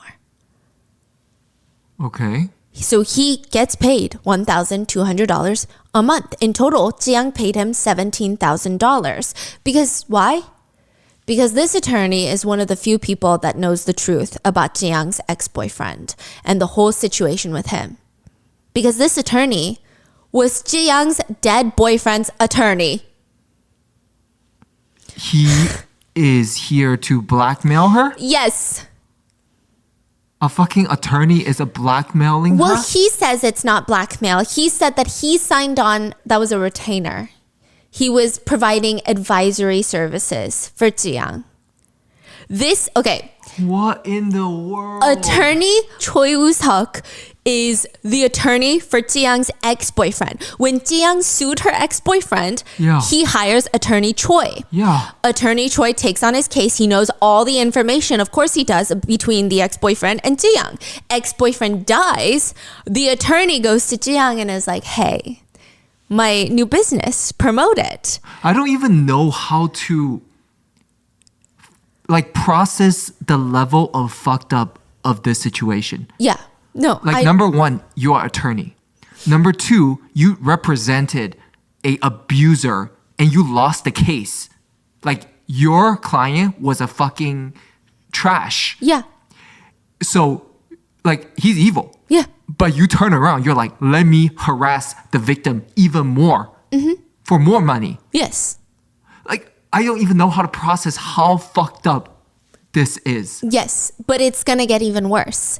Because a few months prior to him approaching Ji-young and her whole company to promote his new products, he anonymously emailed a bunch of YouTubers tips on Ji-young.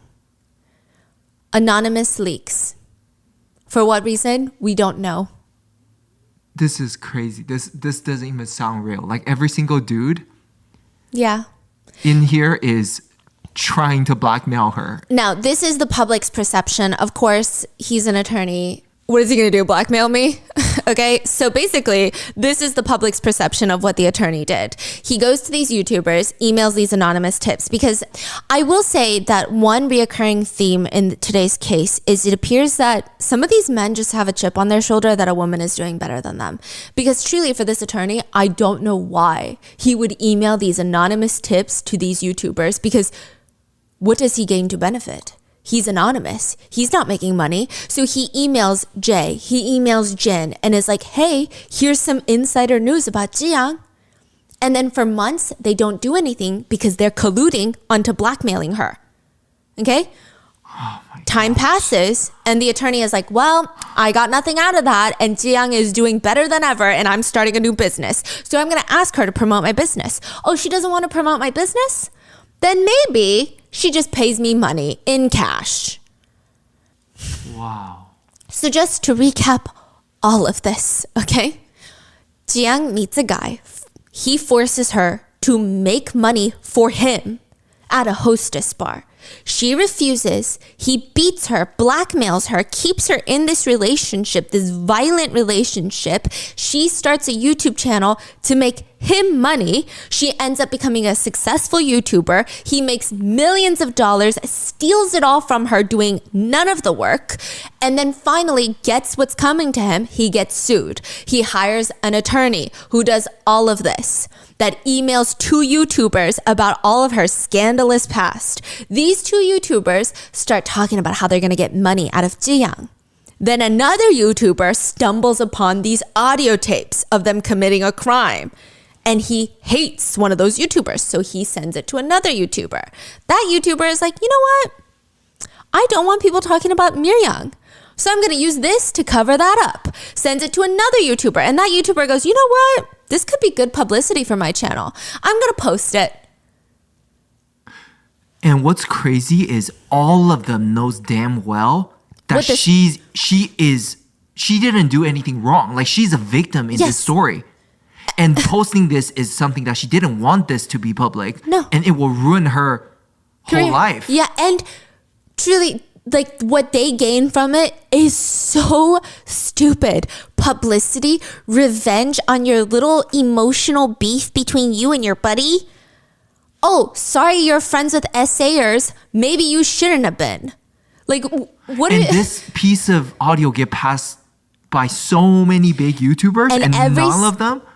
Every single time you think one of them is going to come to their senses and try to do something about it, whether it's go to Jiang herself and say, I have this, maybe you need to take this to the police. Maybe I can take it to the police with you. Right. Or something. No, they look at it, they hear it, they see all the trauma and they go, you know what? How can I use this to benefit myself? Whether it's because they want to get revenge on a former friend, whether it's they want to help their friends cover up their essay crimes of a middle schooler, whether it's they just want publicity for their political career, whether it's they want money. Like a woman's life and career is a complete afterthought. She is just collateral damage in their hysterically emotional games that they're playing. The anonymous tipster, Attorney Choi, made a statement on his blog after all of this was exposed that he is the leak. He said, hello, this is Attorney Choi. Thinking about the Jay incident and the audio tapes makes me angry. Reporting tax evasion was a public tip-off that I made to a YouTuber, but I didn't expect it to be used to extort money from the YouTuber. So he's saying, I told Jay about tax evasion, but I didn't expect him to blackmail Jiang. Jeez. Wow. Yeah. Wow. He said there are many parts that are not true to this story, but regardless of the reason, I'm sorry. I can't go into specifics, but it's frustrating that for years, events have become fixed as being true based on a few phone calls with me. I intend to live humbly. I will provide free legal consultations and support for those in legal blind spots. My office is always open, so please feel free to reach out or visit. I'll offer a warm cup of coffee and assistance to those in need. And then get blackmailed. Oh, yeah. By your attorney. Yeah. That's what anybody will get if you go to this person. Forget attorney-client privilege. Yeah, he will blackmail you for money. Yeah, and guess what, Attorney Choi? Sue us, okay? Which I don't know if he has a fan or likely he wrote this comment himself, but there's a comment under that blog post that reads, "Don't leave malicious comments here, you will be reported." The attorney responds to that comment, "I don't plan on reporting anyone. I would rather use that time to work for the public." As if he is this holier than thou public servant of the year. But that's not even the unhinged part. The unhinged part is that before he was outed as being the anonymous tip sender, he wrote an article about Jiang's case when it exploded. Right when the blackmail tapes came out, he wrote an article about it because everybody was talking about it. He wrote a legal article acting as if he had no connection to this case. He wrote, "In this instance, would a crime of defamation be established? There are two types of defamation: defamation under the Information and Communications Network Act and defamation under the Criminal Act." He's literally acting like a random attorney online that's giving their input on this mainstream media news that's unfolding. It's absolutely unhinged. I mean, netizens commented on this whole situation of him being involved, saying, "I feel so bad for Jiang. There are so many people attacking her." And to think that even a lawyer is doing it? I mean, how many people are trying to bring this girl down? Why are there so many old bastards trying to get something out of her? It's fucking scary. Ridiculous that somebody works so hard to become an attorney and then leaks information to YouTubers. Why are there so many crazy people out there? Even this attorney is crazy? Yeah, exactly. I feel nauseous thinking about her case. How many people are trying to get something out of a 20-something-year-old girl? I mean, my heart truly hurts. I applaud Jiang for getting the courage to speak out about it. I hope the rest of her life is filled with just good memories. I mean, it's so sad that we still live in a world where everything a woman has worked for, her career, her success, everything means nothing to anyone as long as someone thinks that they can call her a slut or has some sort of weakness about them. I mean, I don't understand. And to think that she is the most powerful YouTuber in South Korea makes this all more depressing.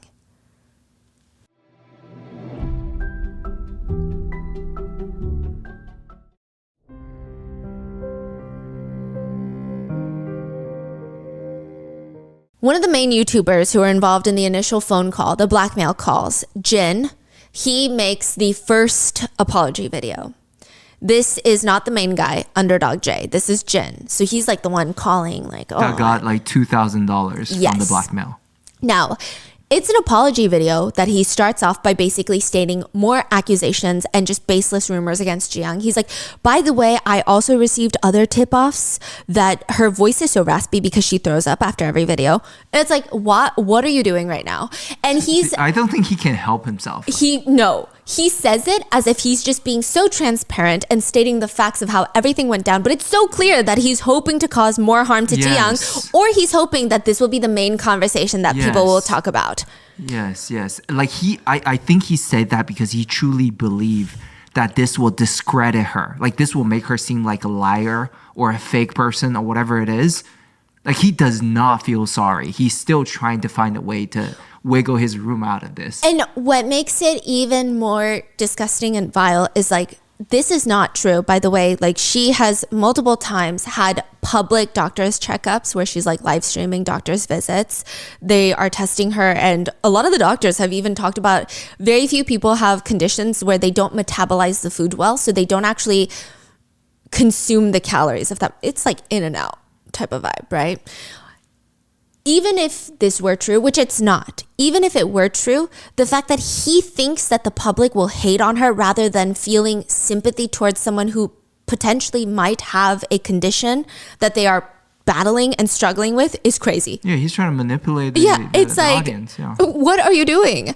Now, he thinks that this is going to steal all the attention away, but it's very hard to do when the rest of his video is a dumpster fire. He explains how he received a tip-off about Jiang in 2020, and he thought it was credible. It didn't really align with the content that he was producing. He was producing like, hey, this video is manipulated and staged. He wasn't really an expose social justice warrior channel talking about how YouTubers are committing tax evasion and working at hostess bars. Is this from the attorney? I'm sorry, the tip-off? Yes, it appears so.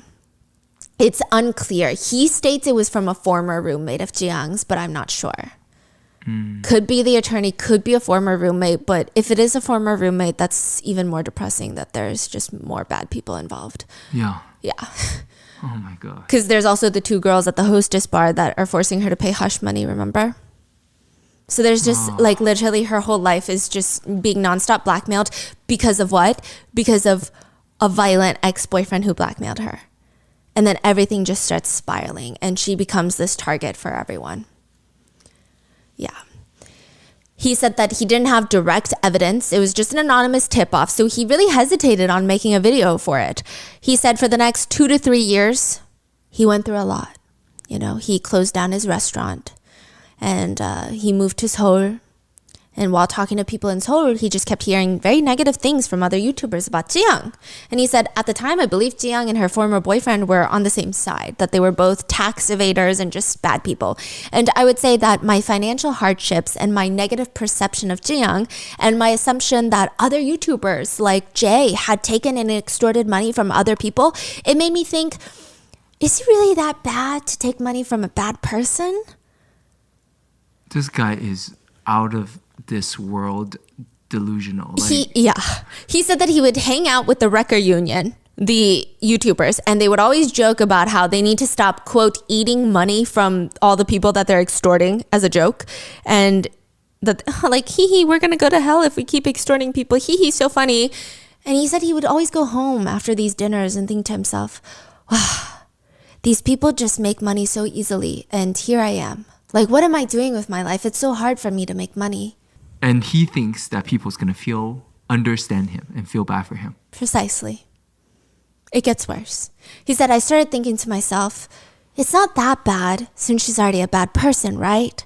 He goes on to state, guys, this is not a pity party. I'm not sharing all this information to like cater to emotions, but one time I went to a wedding, my friend's wedding, and this friend of mine was a very, very close friend who would help me through all the hardest times in my life. And in Korea, you give 축의금, which is straight up cash. Instead of giving gifts, usually you give up cash in an envelope. You walk into the wedding and there's a person with a table and a stand and they have this little list, like a guest booklet. And you write your name down and you write the amount that you're giving to the couple. And I didn't have enough money to give money to my best friend during his wedding. And I even got this text message from him. And he puts a text message on the screen. And it's his friend saying, hey, China, like, did you forget to write your name down on the 축의금, like, guest list? Basically saying, I was too embarrassed and I was in so much pain that I couldn't even give money to my best friend for his wedding. A friend who really helped me through everything. What?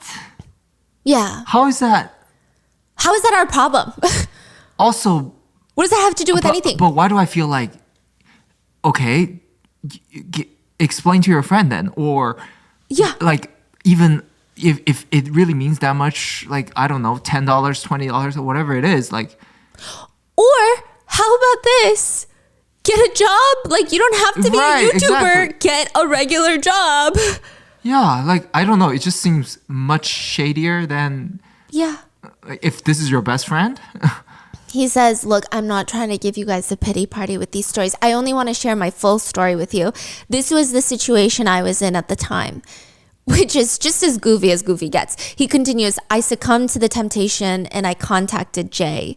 While I was talking to him, I was thinking about arranging a meeting with Jiyoung's agency, but Jay told me that he was going to handle it, so I never actually met up with the agency. Eventually, I did receive extortion money, about $2,200. This was the first and last time I received money with ill intentions during my time on YouTube. He also tries to use the fact that he got such little money as a point that he's a good person. He said, at the time, my only thought was, I guess I'm not getting a lot of money because she's already being extorted by so many people. He continues, because it was his very first time blackmailing someone, he's a good person. See, it's his very first time. He wasn't even really sure how much to receive, like how much you would even ask for. So he just like took $2,200 thinking, okay, I guess that's what the market is. Which is just, I'm smiling because this is almost he's doing our job. He's like Dumb and Dumber. Like yes. He's like a criminal, but like so dumb and Yeah, like I'm smiling because it would have been really annoying if he was so smart that he was actually able to use his evilness to convince people that he was somehow not this bad person, right? But he's just so dumb that he's sitting here digging his own grave. Yeah. It's crazy. It's crazy. He genuinely thinks stupidity and that it's his first time doing something is something to be proud of. He argued, if I had felt good about what I did, I would have just continued blackmailing other YouTubers for money. But instead, I didn't do that. I tried to create different types of videos that you guys might like. Like I put a lot of energy and effort into pivoting my content because he's basically saying he's struggling to make money on YouTube. And instead of blackmailing more YouTubers on top of Jiyoung, he was like, I didn't really feel good about blackmailing her. So I just as you can see, I focused on pivoting my content. As you can see, huh? Yeah, he continues, I did not fully recognize that she was a victim that suffered for a very long time. Okay, so this point is fascinating. In the blackmail calls, they talk about how Jiyoung's ex is accused and charged with domestic violence, basically. So clearly they know that she is a victim in some capacity. And they also talk about if I asked for more, she might have gotten beat up. See, that's the thing. It doesn't fucking matter. It doesn't. He still don't realize, it doesn't matter who they are. You don't fucking blackmail people. That's crime. You go to jail. Yeah. So why are you keep talking about all the bullshit? Just own up to your mistake. He won't. Yeah, he refuses. He's like, oh, this... And he states, I wrote it off. I wrote all of those conversations off of, it probably wasn't that bad. Like most people, couples, they get into these passionate fights. Like maybe I just thought that's what's going on. What's going on? Passionate fight? He's saying, I didn't think that Jiyoung's boyfriend was actually abusive. I thought that they just would get into passionate fights. What are you saying? I deeply regret not resisting that one moment of temptation and making a wrong choice. I am learning firsthand that committing bad deeds comes with significant consequences. Now, this next part of the apology needs to be studied by the American Psychiatric Association and placed into the DMC-6 or something because I don't even know how to describe it. He says, but regardless of the situation, the fact that so many people are supporting and rooting for Jiyoung now is such a relief to me. I know it really isn't my place, but I hope that Jiyoung will continue with her success and not be burned by others and will be happy. He said in light of the situation, he does try to look for the silver lining of things and he gets to defriend all the cyber wreckers. He didn't really want to be friends with them anyway, so this is a good way for him to not be friends with them anymore. He also had this image on YouTube, he said, that made him uncomfortable. People thought he was kind of this moral guy, good guy. And it was a lot of burden for him, and now that reputation is gone, so... And he was also trying so hard to hide his financial wreck status from everybody. But now that's out in the open as well. Wait, I'm so sorry. He said people thought I was a good guy, and that's burdensome to him. Yeah. To live up to this Wow, you must be standard. a really fucking shitty guy to be burdened that people thought you were a decent guy. Yeah. That is a crazy statement to be made. And the fact that he's like, I can't believe people think I'm a good guy.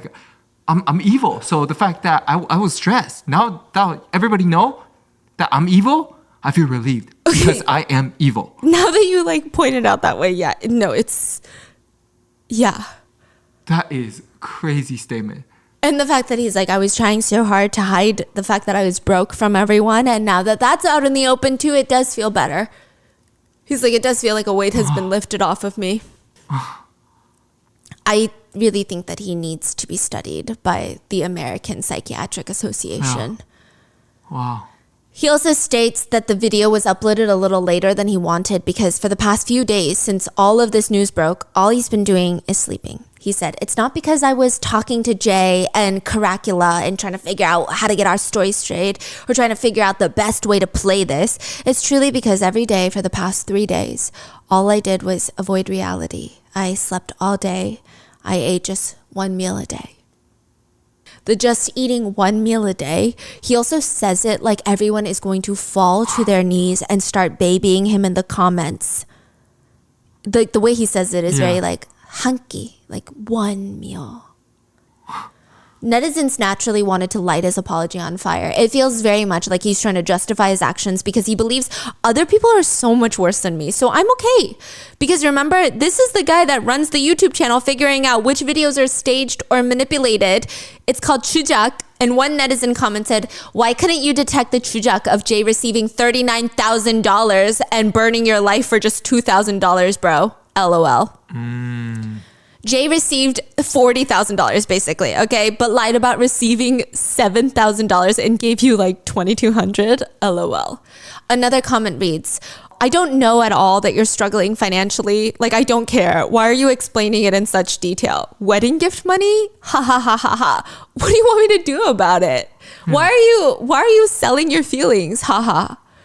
Another one reads, so what he did throughout this whole video was, 1, I didn't know. 2, I didn't have money. 3, it's my first time, okay? 4, I'm being treated unfairly. 5, I'm having a hard time. I only ate 1 meal. 6, I'm not that bad of a person. Yeah, that's basically what he said. Yeah. Another netizen comment just reads, honestly, he just seems like the biggest idiot out of the 3. Yeah, that too, yes. Now, Underdog Jay, goes on to address the situation through a video as well. If he were to sit there and tell you on camera that he sprouted a second nose on his forehead, I believe that would hold more truth than the video that he actually posted. The whole thing smells like bullshit. Also, he uses Jiyoung crying from the live stream in his thumbnail.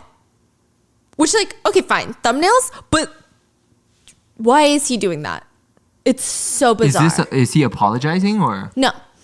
I think there is a fine line between confidence and pure delusion. I think Jay has never even seen that line because he is so far deep in Delulu land. He is sitting with confidence in front of the camera, and with his full chest, he explains, this is not a case of Jiyoung being blackmailed by me and by YouTuber Jin. This is a case of 2 scam artists, YouTuber AK and YouTuber Pan.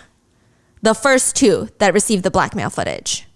So AK gets it from Jay's phone and gives it to Pan. See. These people, all of them are pointing finger at someone else. Yeah. And saying that, no, they are the messed up one. It's so bad. Yeah. First, AK, the YouTuber, former friend of his, took his phone and illegally obtained a copy of the audio. Second, Pan, the YouTuber allegedly using his story to cover up for his alleged assayer friends involved in the Miryang 44 case.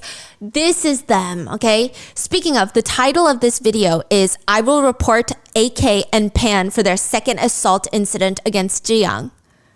It's not an apology. It's a video about AK and Pan. He says, this is truly about how they victimized Jiyoung a second time. This is not about him. This is how they illegally obtained recordings to expose private matters, to open Jiyoung's wounds, just to what? Explain themselves, feel better about themselves, get revenge, to cover up for Miryang 44. He states, I indeed did in fact receive money from Jiyoung. However, I did it. I received the money to give it to other YouTubers who are blackmailing her. I am the middle man. I was going to use $40,000 that she gave to me to give to YouTubers who were trying to make videos on her so that they could keep her past a secret. I was like a consultant. He said that on the phone call with Jin, the audio that was released, I had to pretend to be the bad guy in order for him to confess all of these things. I don't know what to say. Wow. I had to guide them into believing that this was all they could get and that I was on their side. Okay? Does he think we're dumb? Yes, absolutely. Because he says it with his full chest for 20 minutes straight. I just wanted them to leave her alone, and once they get their hush money, they'd be gone. I just needed to act like one of the bad guys. I acted like a double agent. That's what I was doing. I got money from Jiyoung, not because I was blackmailing her, but because I was a double agent. He said if he needs to apologize right now in this situation, what he did wrong is he failed to protect Jiyoung's right to keep her pains hidden. That's what he said he did wrong. He couldn't protect her forgotten rights.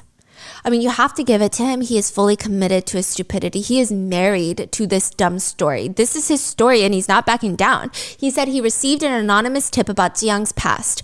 We now know that anonymous tip to be the ex-boyfriend's attorney, but he received it.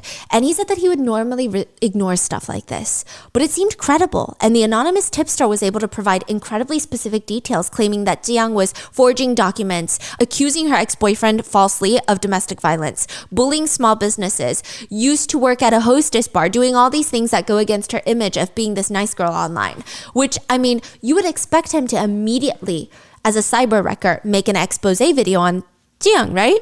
Well, he said it was odd. The way that the anonymous tip was written was almost like a step-by-step manual on how to film a YouTube video. It was basically like, step one, this is what it was just so organized, so neatly. You know what that made me think of? I thought the attorney shared that information because it's almost like, hey, you make YouTube video on these people. Let me give you this information and you maybe can pay me money or whatever as an exchange, right? But instead, he shared that information anonymously. Yeah. So he's not getting anything in return. Exactly. So it's the he's just trying to ruin her. Yeah. That's all. And then he's like, well, she didn't get ruined, so I might as well get some money out of it. Yeah, that's fucking evil. You know what? Sue me. This is my personal opinion, Attorney Choi. I think that he is just very upset that a woman is doing better than him. Yeah. But look at why she's doing better than you. You are an ass attorney. Wow. He said it was like a step-by-step manual on how to get the most damage on Jiyoung in a YouTube video. Essentially, it felt very odd. It felt like a script was handed to him, basically. So not only that, but Jay's fellow YouTuber friends, other cyber wreckers, were calling him up, and they all had gotten similar emails from a leak, but they were about different crimes that Jiyoung had committed, quote, crimes, right?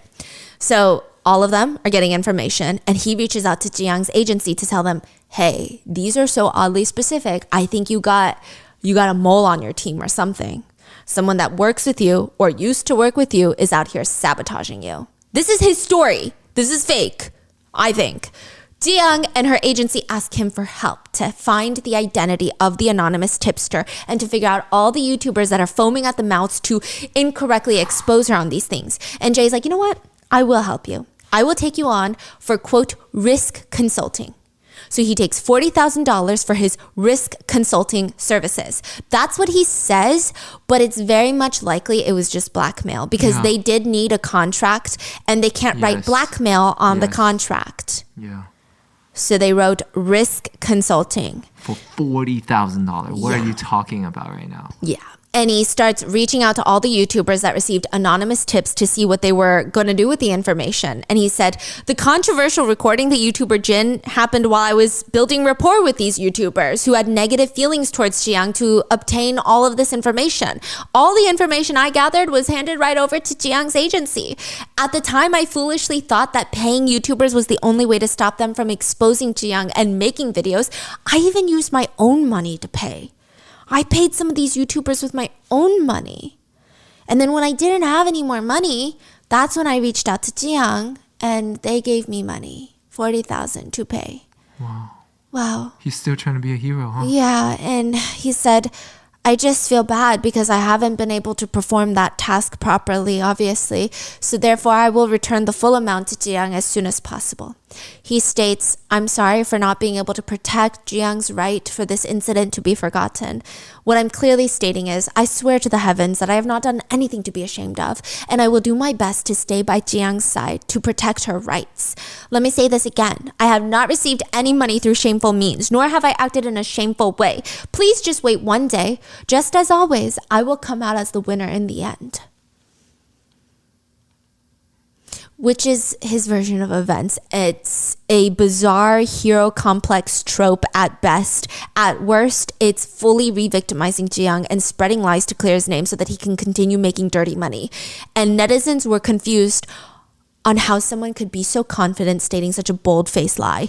They commented, so in conclusion, he did not expose Jiang himself, but instead received $40,000 to help make sure nobody else exposed her. But because he was recording himself and gave his phone to his former friend AK, who along with Pan revealed the audio recordings, he accidentally appeared like the bad guy while everybody else caused Jiang secondary harm.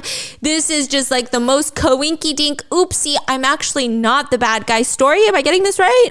Yep, exactly. Yeah. He also posted pictures of the contract for risk consulting that he has with Jiang's agency, and a few netizens pointed out the contract date for him receiving money from Jiang to help her and her agency figure out who's spreading these malicious lies was February 27, 2023. The audio recording of him and Jin plotting to blackmail Jiang is February 20th, 2023.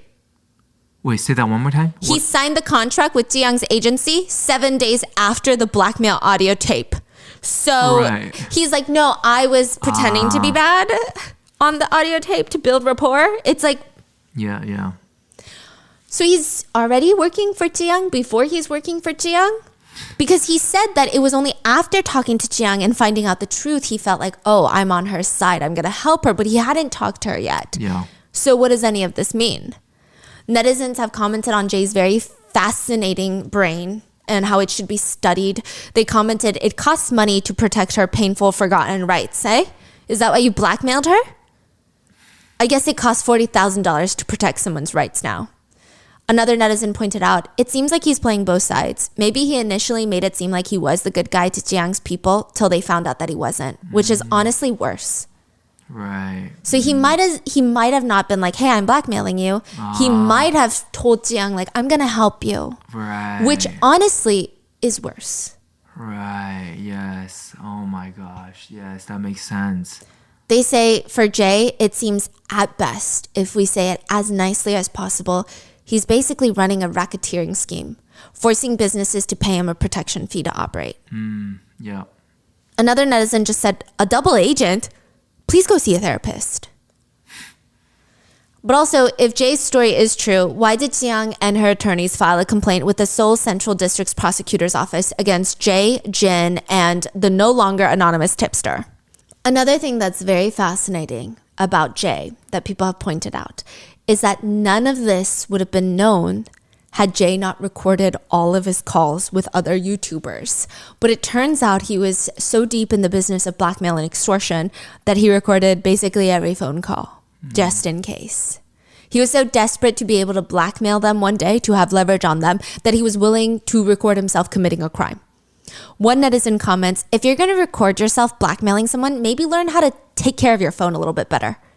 And that's so fascinating because I'm assuming AK made a copy of Jay's phone, probably with blackmailing intent. Yeah. Right? Like, why the hell would you... You're digging for something to blackmail someone. So all of these people are just the shittiest of... The shittiest people. Yeah. Another one just said, I think Jay should be eradicated. We should just douse him with pesticides and get rid of him. Caracula broke his silence. This is the one that gave advice. He is like the more well-liked cyber wrecker. I wouldn't say he's like beloved. He's not like Jiang where most people like him, but he was a little bit more well-liked. He did have previous controversies, but you know, he was the one that gave advice that Jiang is the golden goose that lays the golden eggs. So maybe don't blackmail her.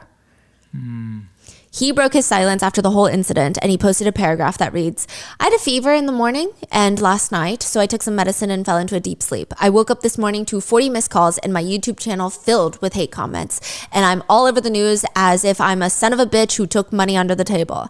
I'm not sure if this is a dream or reality, but my head is in a daze this morning. I'm not sure if this is revenge for my coverage on another incident that I think Kim and Jay didn't like. But he writes, Jay and Kim, are you sure you can handle this war? Oh. It seems like he's mad at Kim because he's the one that exposed the audio. He's mad at Jay because they were supposed to be friends, but then he recorded the whole conversation. And that's the recording that was leaked in the first place. And he said, you guys want war? He writes, are you guys ready? You can handle this war? Are you sure?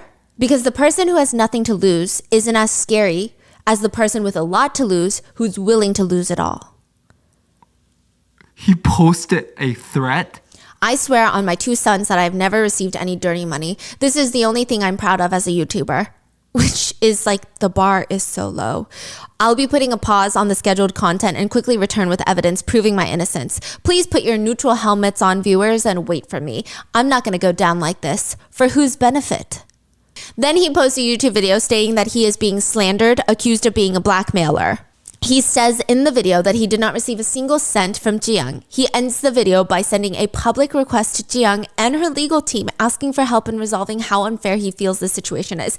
Netizens obviously do not like this. His request in and of itself is ridiculous. What do you mean you're sending a public request? Why should she do anything for you? Why should she give you the time of day? Why are you putting the responsibility on her? Yeah. Soon afterwards, Caracula has announced his retirement in a YouTube video. He said, after being active as a YouTuber for the past 5 years without rest, I am stepping down to convey my sincerity. All recent allegations are my fault. I foolishly responded by involving innocent kids out of fear after being accused of being a blackmailer overnight. If I had known about Jiyoung's heartbreaking past while talking on the phone with Jay, I wouldn't have spoken so lightly about, blackmail her, not blackmail her, even if it was a personal call. This was inconsiderate and wrong on my part. I have never conspired to threaten or take money.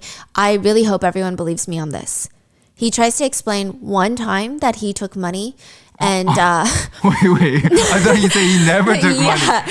He says it was not blackmail money, kind of. He said, okay, it's somewhat paraphrased for clarity, but he said that he was receiving money from a person known as Suit, who's currently in prison for fraud. He said in 2021, my channel was about cars, which is why my channel name is Caracula, car and Dracula combined. And it was not about social issues back then. I introduced Suit to another businessman, and the two of them were going to raise money for a new business, and they gave me $22,000 to provide media attention to their business. I use that money personally. What the? So you took money? Yeah. And you spent the money, you stole the money. Yeah. That's supposed to be for marketing, and you used it to do your own shop. Like what? But he's justifying it by saying Suit's business turned out to be a scam and he's now in prison. So that makes him innocent. Yes. Got it. Because, if they're bad people. Yeah, so that he didn't take the money. No. Okay. Yeah, that never happened. It's like 2 negatives equal a positive. Right, okay. Right? And he says A is also on trial for a crypto-related case, so, And he said, I wanted to hide all this, but I won't conceal my crimes anymore, and I will fully cooperate with the investigation. If I'm to be punished, I will accept it willingly, and I'm truly sorry. I have ruined myself and will for the rest of my life live in reflection and repentance. The prosecutor's office came out with a statement that they will start actively reclaiming revenue earned by YouTubers through spreading fake information or malicious content. YouTube has also demonetized most of their channels. Caracula, Jin, and Jay's YouTube channels demonetized. Wow. So that means YouTube has officially got involved. Yes, because it goes against their partner program policies. And you have to be a YouTube partner to monetize your videos. What part goes against? Is it blackmail goes against the it's policy? Like the crime and extortions. So after he got demonetized, he say, I retire. Yeah, a lot of them just retired after they got demonetized. Right, okay. It's not you, you got fired. Yeah. Okay. Yeah.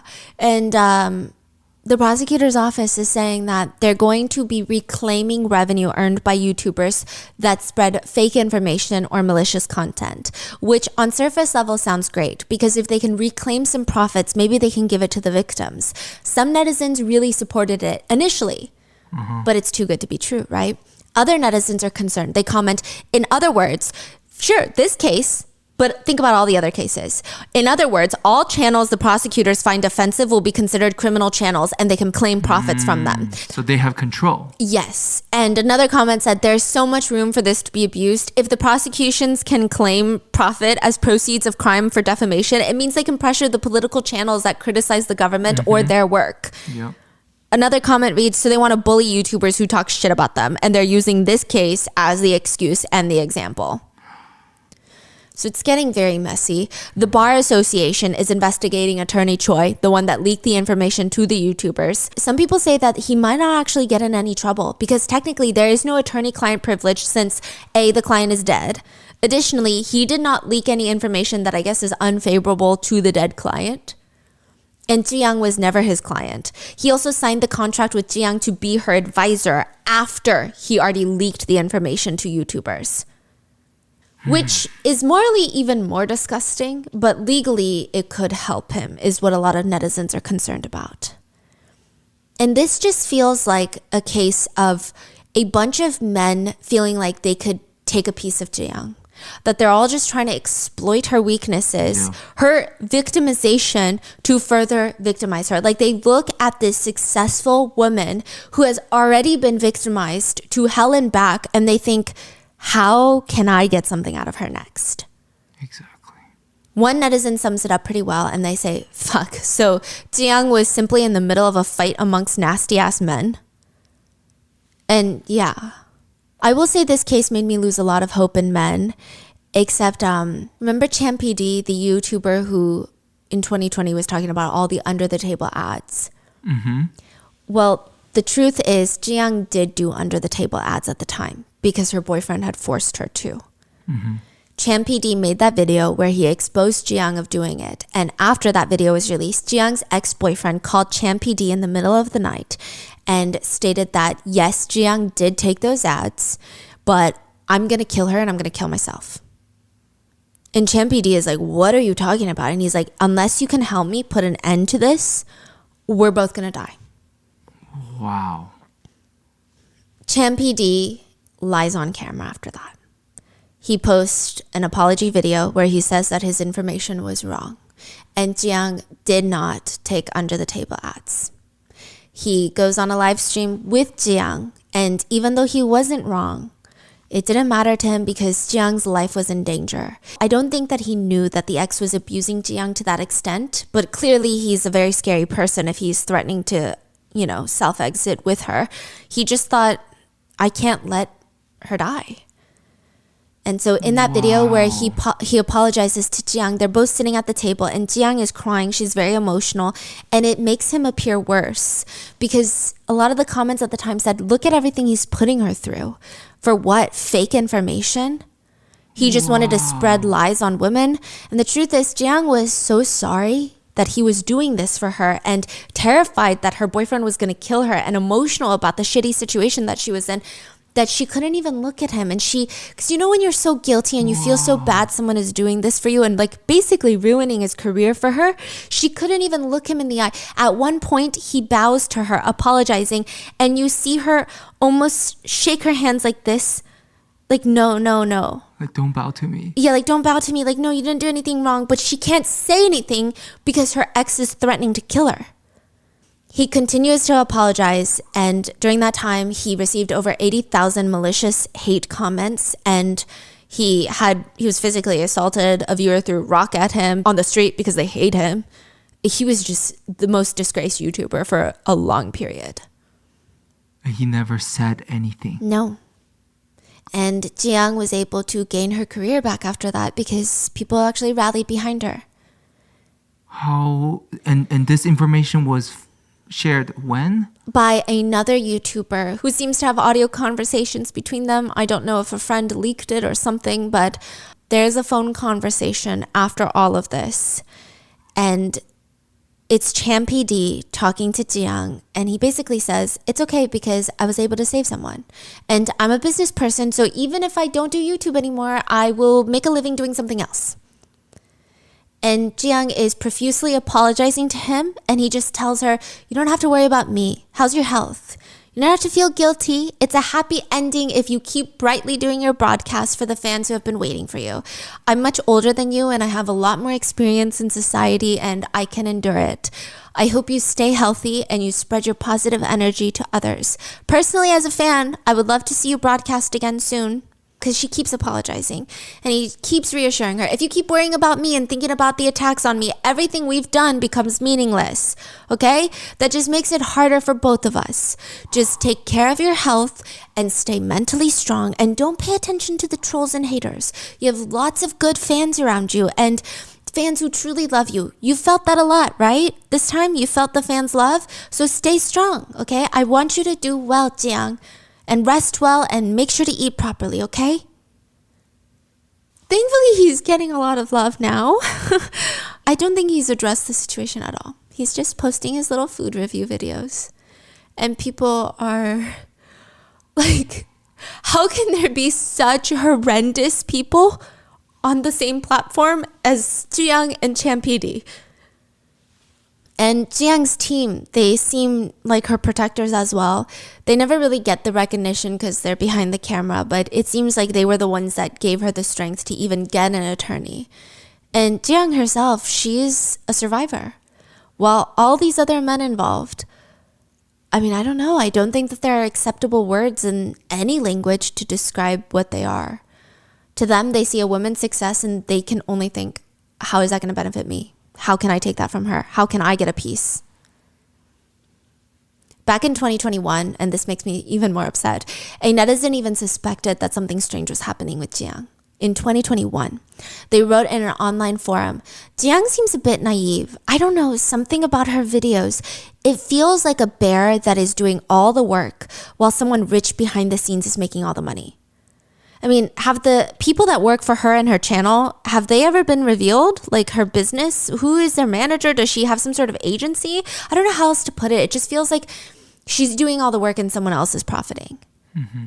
The comments on that post in 2021 were flooded with disagreeers. They said, I actually think it's the opposite. I think it's her trying to be perceived as naive. Honestly, I think she seems more calculating to me. She's a bit more of a fox than a bear. I think she's really good at manipulating her viewers and making it appear that she's this innocent girl. But she's a crazy, clever, cunning businesswoman.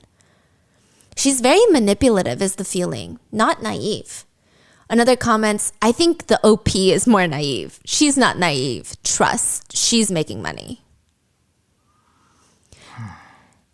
It's crazy how even when someone noticed something odd, the comments are not even giving the idea the time of day. They are so quick to say that a successful woman is manipulative, sneaky, cunning, manipulative, and all these things, and that she's pretending and acting and she's pulling the wool over on her viewers' eyes. Yet maybe she's just a nice girl who really enjoys food. Okay, and maybe she's going through a lot behind the camera. One potentially comatose netizen comments, and this is after the abuse was made public. Jiyoung got involved with the manager of a hostess bar while working there, LOL. That's why she's willing to pay and cover everything up with money until this incident broke out. Jiyoung, stop trying to cover up your establishment work history with all of this. What forced work are you talking about? Another comment, let's be real, Jiyoung met her boyfriend while working at the room salon, LOL. You're saying the ex-boyfriend forced her to work? Don't make up stories now just because he's dead. Another comment reads, honestly, this whole situation can be summed up like this.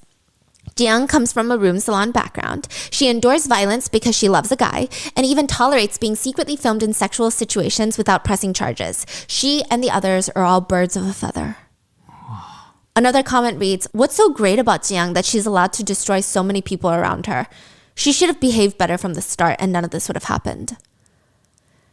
Another comment reads, I find everyone hard to believe. Jay, because of his past controversial behavior, but even Jiyoung. I wonder if we can truly trust her just because what? A few tears and a few pieces of evidence?